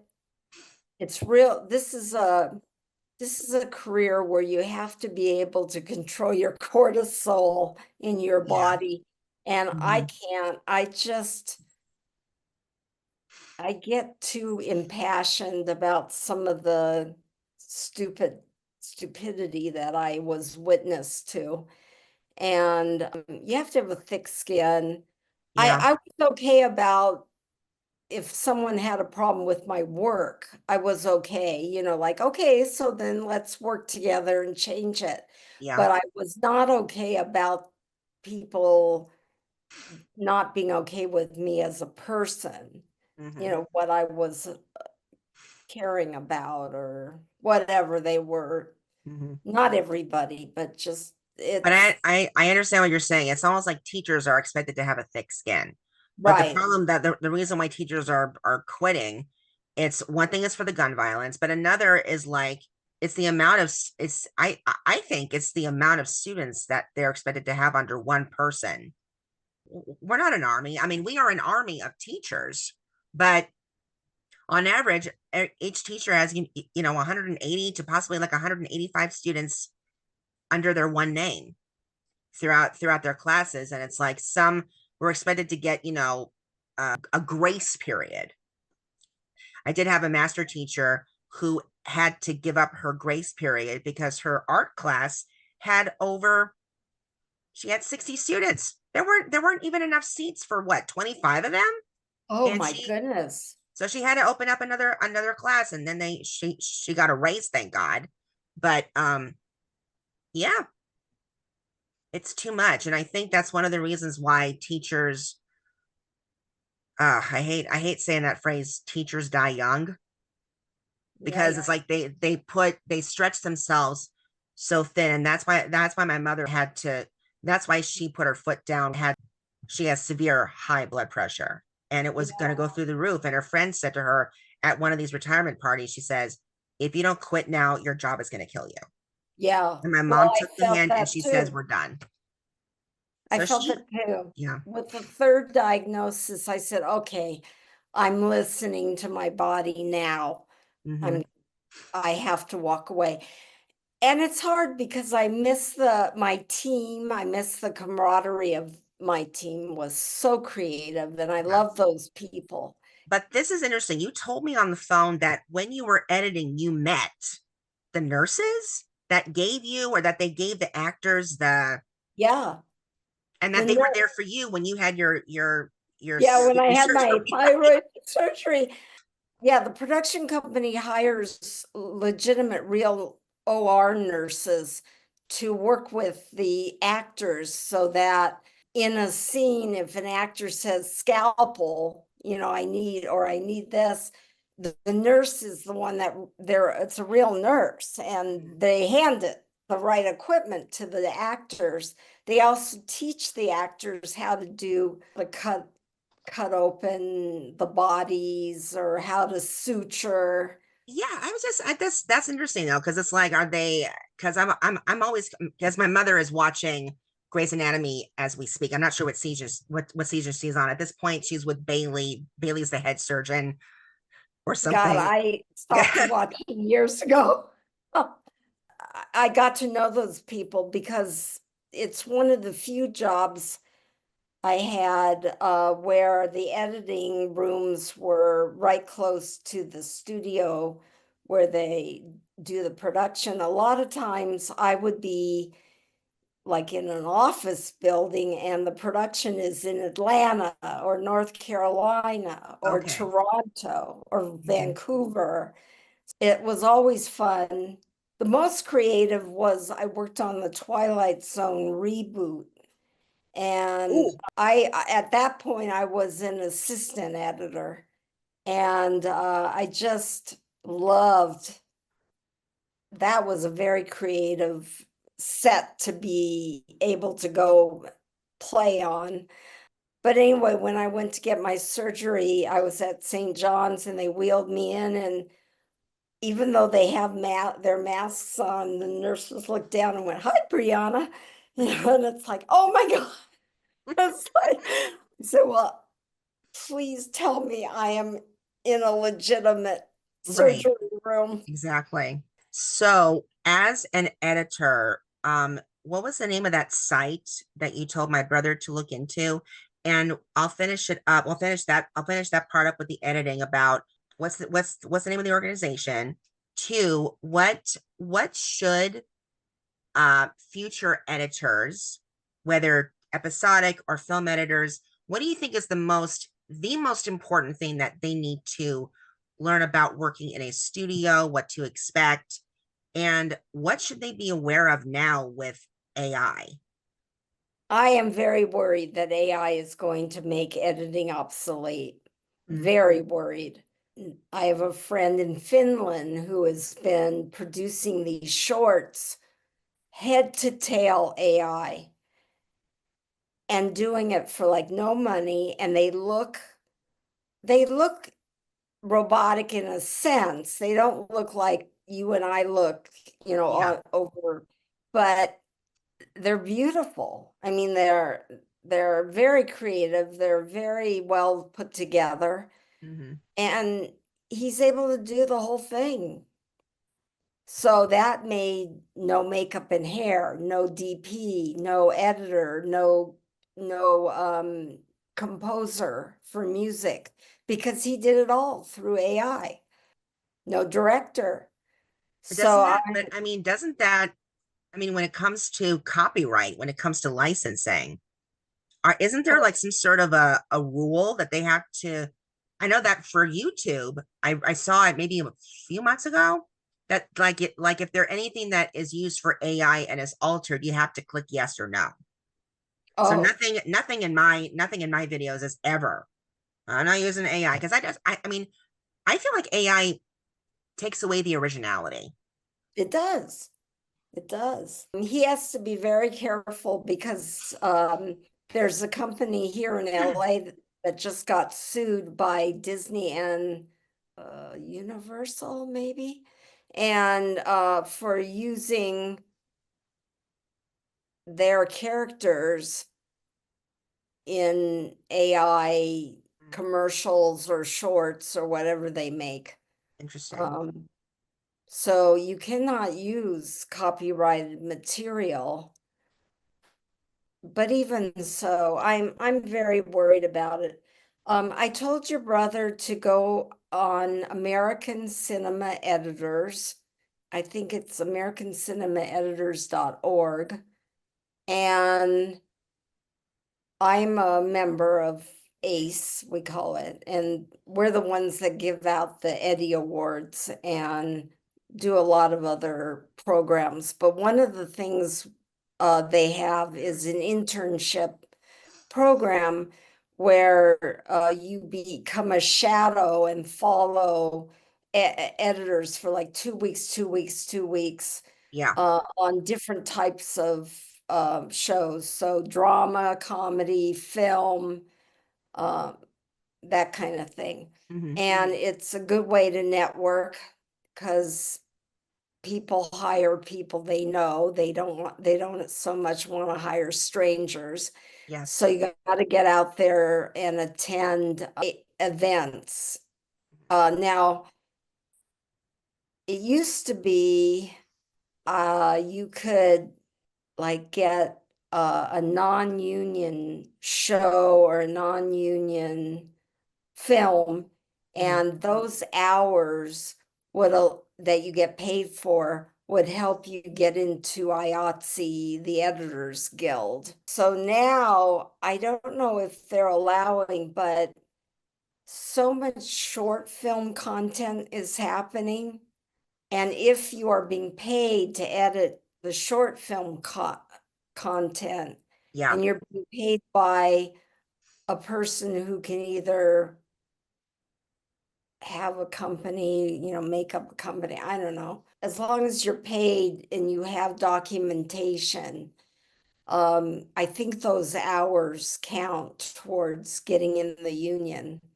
Okay. And once you get in the union, it's a lot easier to get work. Now, right now, there's not a lot of work around LA. Um, Probably would that be because of the strike? All the yes, strikes that are taking place. because I heard the writer's strike was going on for a while now, but now it's the gamers. Am I correct? yes, I think the gamers are going to go out, but editors have never gone out. They've always settled, which has been a little aggravating, but Mhm. because we haven't gotten everything that we really would deserve. First with the writers and then with the actors, it killed the rest of the people who I have a lot of friends out of work, and that's discouraging. However, it's not hopeless. It is, I think it's going to turn around, especially since more like Netflix is opening a campus in New Jersey. Oh, well, that's interesting. Okay. So if you're willing to move, you might be able to get more work because they're going to want to hire local people. And then what the other question I had is as an editor, what do you think is the key thing that future editors need to have as part of their qualifications? Well, the key thing that when I teach editing, my key thing is to talk about story, which gets back to writing and books and stuff. If you don't know how to capture a story visually, you're not going to make it as an editor. Okay. You have to like the challenge of, like, I love puzzles. You have Hmm. to like putting together the pieces so that they turn out cohesive. But we call editing the invisible art because we don't want you Interesting. thinking about where the cuts are. We want True. you so engrossed in the story that you don't realize you were looking at close-ups, you were looking at over the shoulder shots, you were looking at wide shots. Yeah, it's almost, and that it's interesting how you call it invisible art because we never think about it. Right. But if you are thinking about it, you're out of the film. Like I used back in the film days, I used to watch the changeover dots that would appear up in the corner, up here in the little Yeah. corner, little dot, which signaled to the projectionist that it's time to flip on the other projector and flip off everything. The reels are on Mhm. two different projectors. Yeah. And if I was noticing the dots, I was out of the film. I wasn't paying attention to, it didn't grip me, the film. Interesting. Okay. So I'm really dating myself. So story is a big thing, but you also have to be up on the latest technology. So I was able to get into actually being an editor faster because I was always willing to learn the brand new system that was being developed. And I was on the forefront of all that development. But I know your brother knows Premiere. He know very well. He Mhm. knows a little bit Avid. I don't know. Some shows use Premiere, some shows still use you are using Avids. Um, Do any of them still use film cut? no, they don't film cut anymore. Interesting. Okay. A lot of the systems I worked on don't exist anymore. But they were, the stepping stones to get from video to digital. Yes. And so I think if you go to film school, you are exposed to these systems and you learn how to use them. But if you don't go to film school, you can still learn them. You can get tutorials. And then another thing is, and it's hard to do, but network. Every Yeah. single person you meet, you talk with passion about what you want to do, where you want to be. I want to be an episodic. And you talk about that, and then you find out, oh, well, I have an uncle in episodic. Let me introduce you. Mhm. Or, my cousin's neighbor is a producer. Maybe you can meet him. So it's constantly who's related to who and how you can meet them. Mhm. And it's not easy, I know. It's Yeah. hard. But I had a very successful career. I'm very grateful.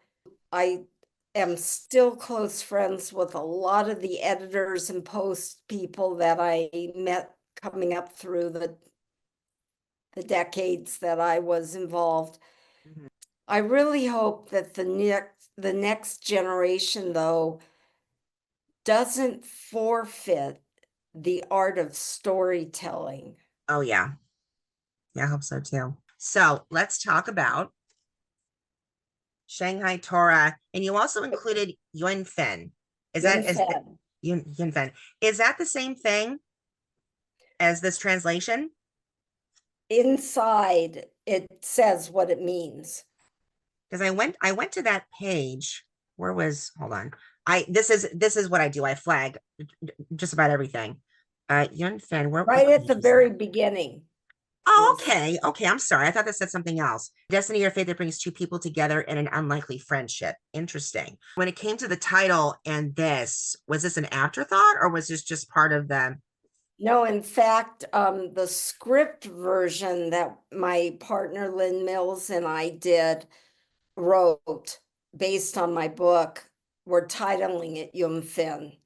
I really want to emphasize the friendship between the two writers, the Chinese poet, calligrapher, Mhm. and the Jewish scribe, Moshe. Moshe. It's it's really this friendship in the midst of a horrible war that they would normally never have come together, Yeah. but circumstances put them in each other's paths. And Mr. Zhao wanted to help Moshe because he respected Mhm. the artistry of his calligraphy and writing. Yeah. And he knew that the writing on the parchment that was around Moshe's waist Yes. was a sacred artifact, and Mhm. he respected that. Mhm. So that brought the love of the written word, the artistry of physically writing, it's also, I'm trying to make a case for don't stop teaching cursive. I You know, thank you. Thank you. Thank you. Thank you. Thank you. oh my God, I am, I learned cursive when I was in third grade and I haven't stopped. I of love it. course. How are people going to write their name? Or sign. They need to know their signature. It's like if you don't teach it, they're not going to know what is a signature. You put an X, you print. I'm surprised that a lot of students do not. They don't do that. In fact, I was reading there's this she's a YouTuber.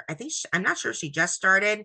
I want to call it, I think the name of her site is called The Tracing Book. And she's created a cursive book for students to practice cursive until they can write fluently.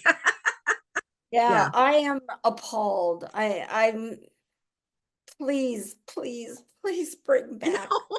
the, So the story itself, when did this, you told me that you were associated with the Torah. Now, with, this is a real Torah, this correct? is a real Torah that was written by a sofer for little kids so that they could hold it. Mhm. And it was, it had different names. They called it the baby Torah, they called it the sweaty Torah. They had all names for it. Okay. Yeah. And I I got to hold it, open it, read from it, and see, the embedded sweat stains in the parchment. And I found that fascinating. And then I heard the story of the sofer who wrote this Torah ran into the synagogue in Vilna, and that Saved was on it. fire, Yeah. Okay. and saved it, and then escaped. And then the last thing they know is that he got to Shanghai, and then after the war, he got to America, and it ended up he had to sell it because he needed money. So it ended up in a bookstore on Fairfax. Oh. Um, and so our temple wanted to have a little Torah for the children to be able to look at, read from, hold, and learn about the Torah. Mhm. So they bought it from the bookstore, and I was able to track down the owner of the bookstore, but he couldn't give me a lot more than, like, he didn't know the man's name. He didn't know much about how he got here. Mhm. So I researched traveling from Vilna to Shanghai and how that worked. And originally, the Jews were going to be taken to Kyoto. Yes, that's what I was surprised at because Yeah. the man you mention is that Japanese person who saved thousands. Chiuni. Chuni Sigahara. So he's real. Hmm. Also, the General Goya in once you get to Shanghai is a real person. Okay. Uh, But it's weird how he proclaimed himself the king of the Jews when I thought Goya it was did. Sugihara who had that name. That I thought was You mean interesting. Chiuni? Chiuni? Yeah. No, Chiuni he worked for the Japanese army, and he processed visas, Hmm. but he was told to leave Vilna. He had to leave. And all these people were begging to get the stamp they Yeah. needed. And he was told, don't do it anymore, just leave and come back to Japan. And he wouldn't stop. Even Mhm. when he boarded the train, he kept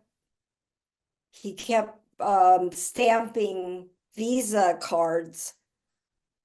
Um, Yeah. I mean, he was a real hero.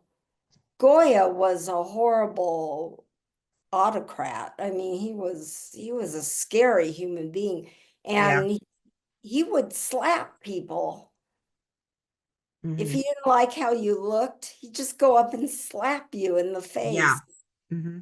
But I love that there's a parallel between what you were talking about earlier about the scribe and the poet on how they each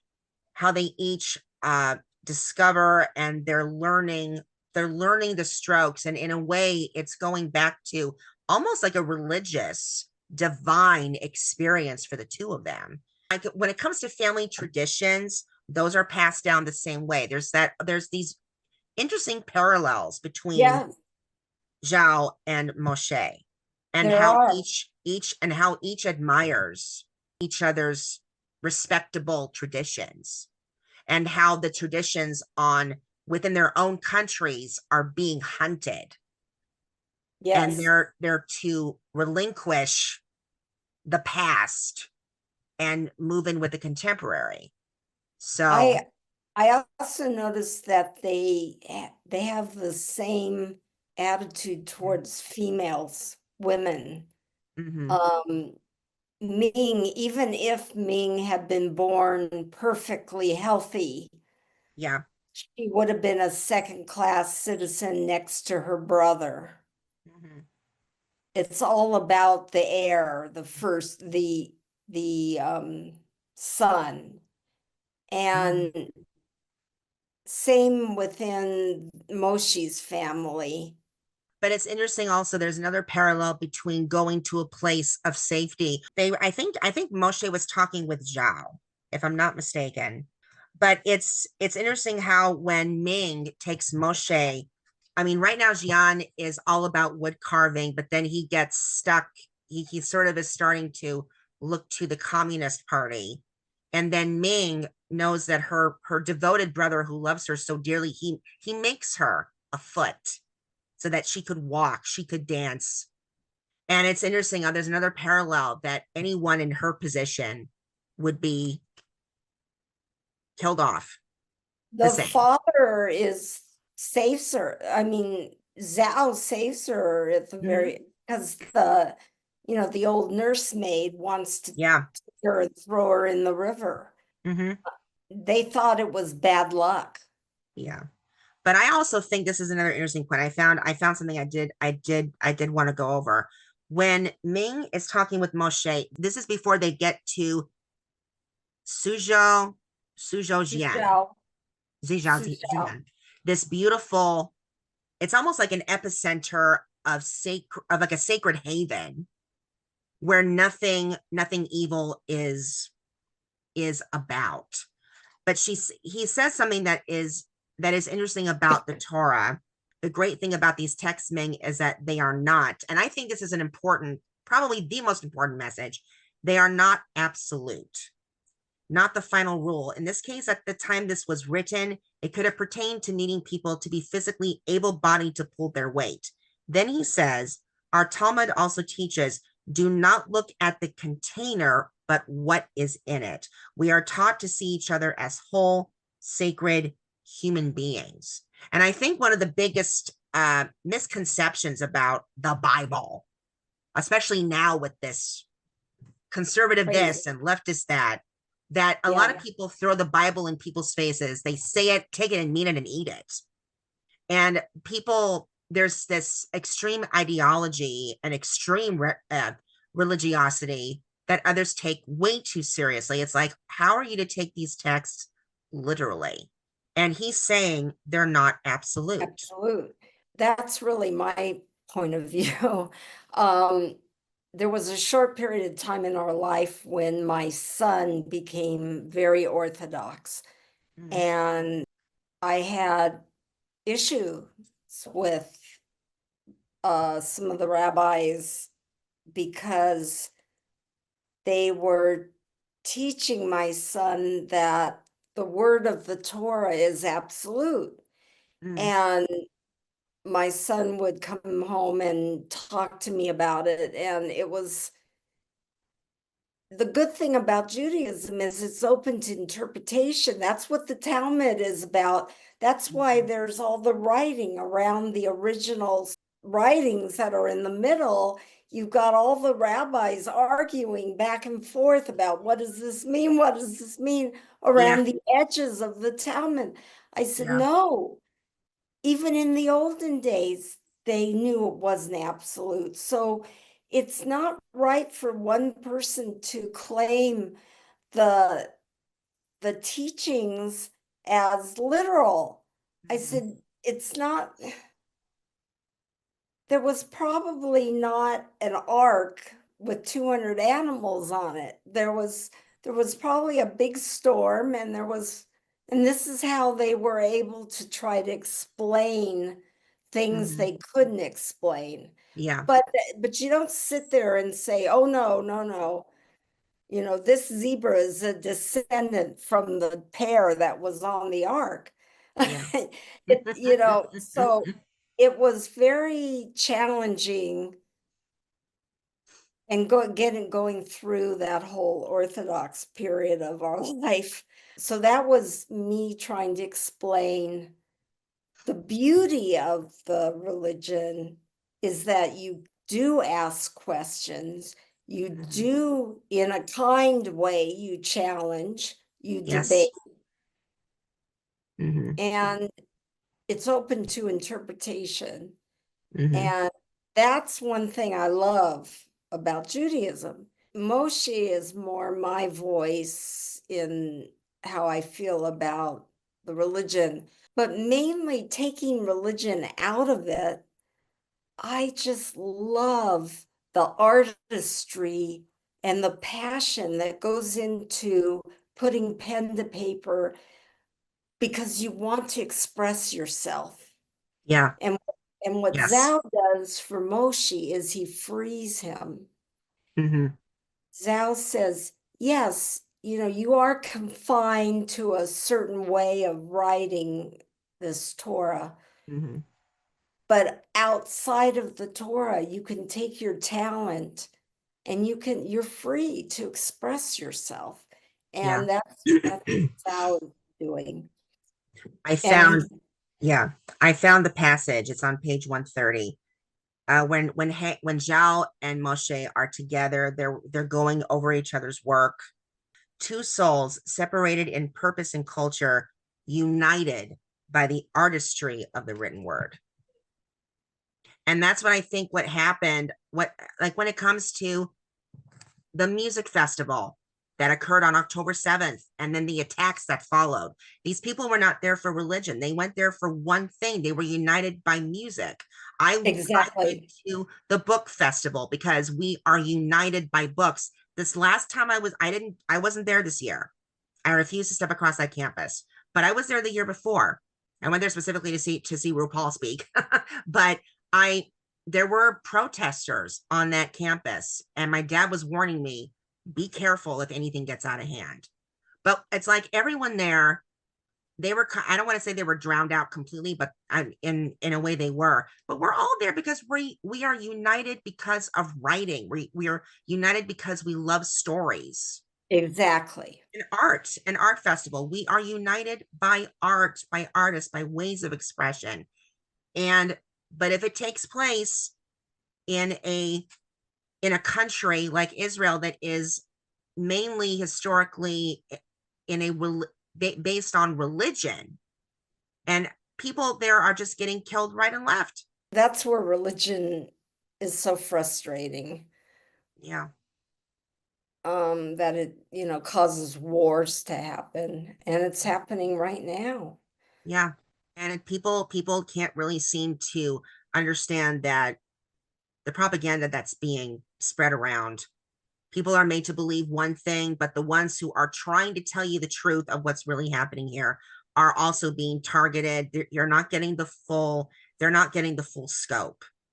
And it's like, who do you want to root for? The ones that are going to destroy Israel and then destroy you? Or do you want to vote? Or do you want to stand up and fight for the ones they're basically the people between life and the terrorists who want to end it. It's like Yeah, if it wasn't for the IDF in Israel, there would not be that. I really hate calling Israel the barricade but that's, to me, that's what that's what they become. They become almost, I hate to say it, a sacrificial country for barricading the West from The this Middle East. Yeah. caliphate. Yeah. Yeah. Yeah. Yeah. I have a question. How long, when did you start on Shanghai Torah to the time that you finished it? Believe it or not, if you count the times that I was doing researching, it took about 5 years.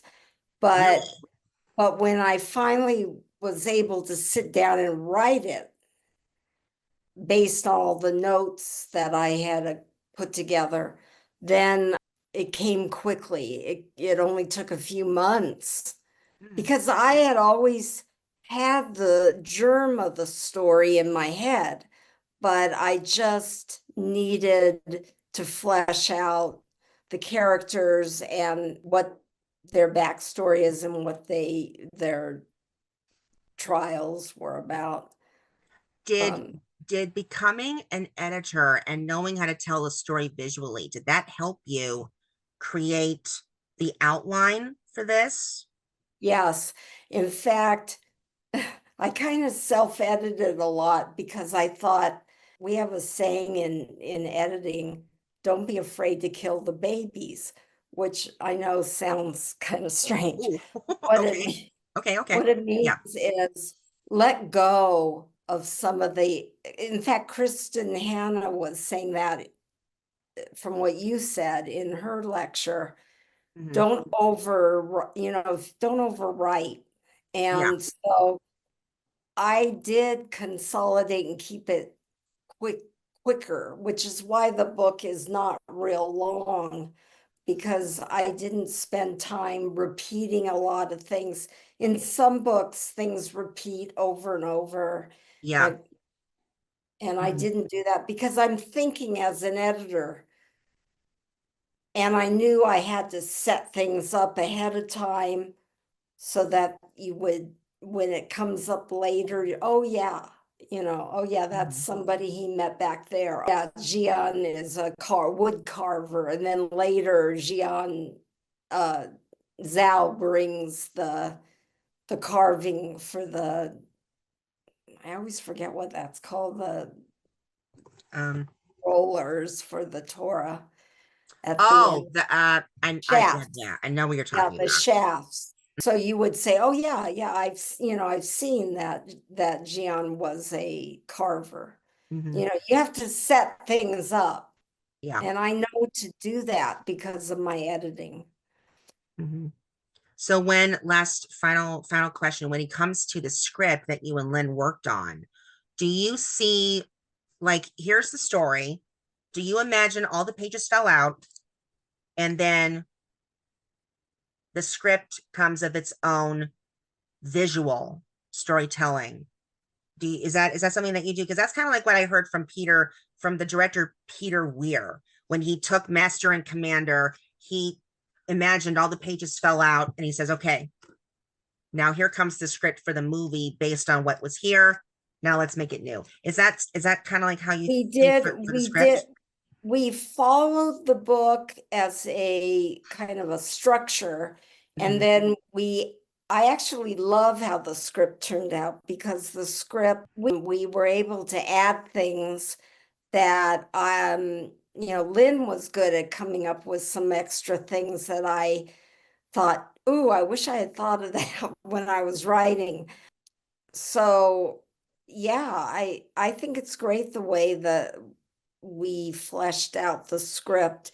It came very easily to us. We just, now we're kind of sending it around, but Mhm. it's not a good time in the industry. So it may Yeah. not, it may not happen, or somebody will discover it Mhm. 10 years from now, and it'll finally happen.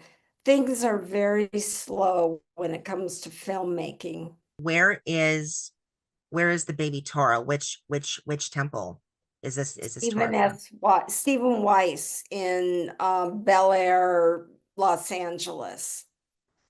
I'm trying to think of Um, where, let me see. it might be it possibly is in the main arc. For a while, it was in a small arc in the nursery school, but Okay. I had written an article about it that was published in Jewish Journal, might have been. Okay. And after that, at that time, the cantor, who isn't there anymore, brought it from the nursery school. And I remember for a little while it was in the main arc, so it may still be there. Yes, and the arc has very modern kind of flag looking I out of think metal. so. It was called, we had a composer artist in residence, and he wrote this thing called The Nightmare and the Dream. Only then, when I learned more about what was being said, that I understood, oh, this is why some people are Zionists, and surprisingly, some are not, do not call themselves Zionists. Uh-huh. Because there are those, and what I found, I mean, I don't want to go on tangent here because I know what we need to wrap up, but it's interesting how Yeah. there's division. There's Yes, division there is. amongst Jews, that Jews will not acknowledge other Jews if they're Orthodox or conservative, or in my case, Reform. I know Right, my my, case is the farm. mhm, If it's yeah, still there, I think yeah, that it is okay. because it's very precious. It's very special. It was Mhm. saved twice from fire, which I did not cover in the book. But after the temple in Vilna in Lithuania, we had it here. And then there was a rabbi that called Rabbi Zeldin, who's not alive, no longer alive, up in, it was either Portland or Seattle, I can't remember, but said, is there any way we could borrow the little Torah, your little Torah Yeah. for something? And he said, okay, and sent it up there. And Hmm. an arsonist lit that temple on fire. Oh, And so the rabbi ran past the firemen into the burning synagogue and grabbed that Torah, because when he ran out, he said, I'll be damned if I'm going to have Rabbi Zeldin mad at me. Um, so it was saved twice, and then it was sent back to us, wow. and it's been with us ever since. And every so often, I think at bar mitzvah classes and stuff, they take it and unroll it all the way so that you Hmm. can see how long it is. Hmm. Really Yeah. amazing. Wow. Well, anyway, this Boy, is great. talk about 6 degrees of separation. I know, my God, between your brother and you. Yeah. That's cool. Well, Okay, I will have to go with you one day to the ranch. I certainly please hope that do. things are not going to be too bad, but I would love to see Ruby. I quick question, what was the name of the horse that you had before Ruby? Remy and Trampus. Trampus was a character on the Rifleman, and he came, was it the Rifleman or the Virginian? Oh God, sorry, it's getting late and my head is, Yeah, I know. Yeah. but he came with that name. Okay. Yeah, Okay. it's a character reference for Got a it. TV character. You were not born yet. Okay.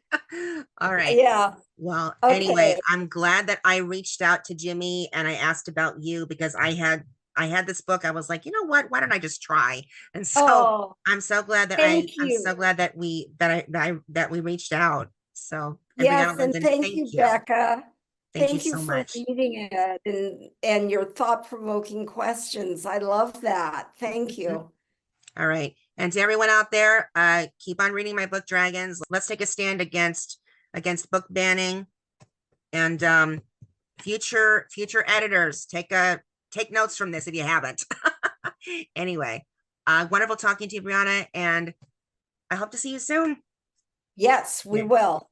All right. Shalom, and everyone. So, Shalom, everybody, and I'll see you guys next time. Thank you, Brianna, okay, so much. bye-bye. Have a good night.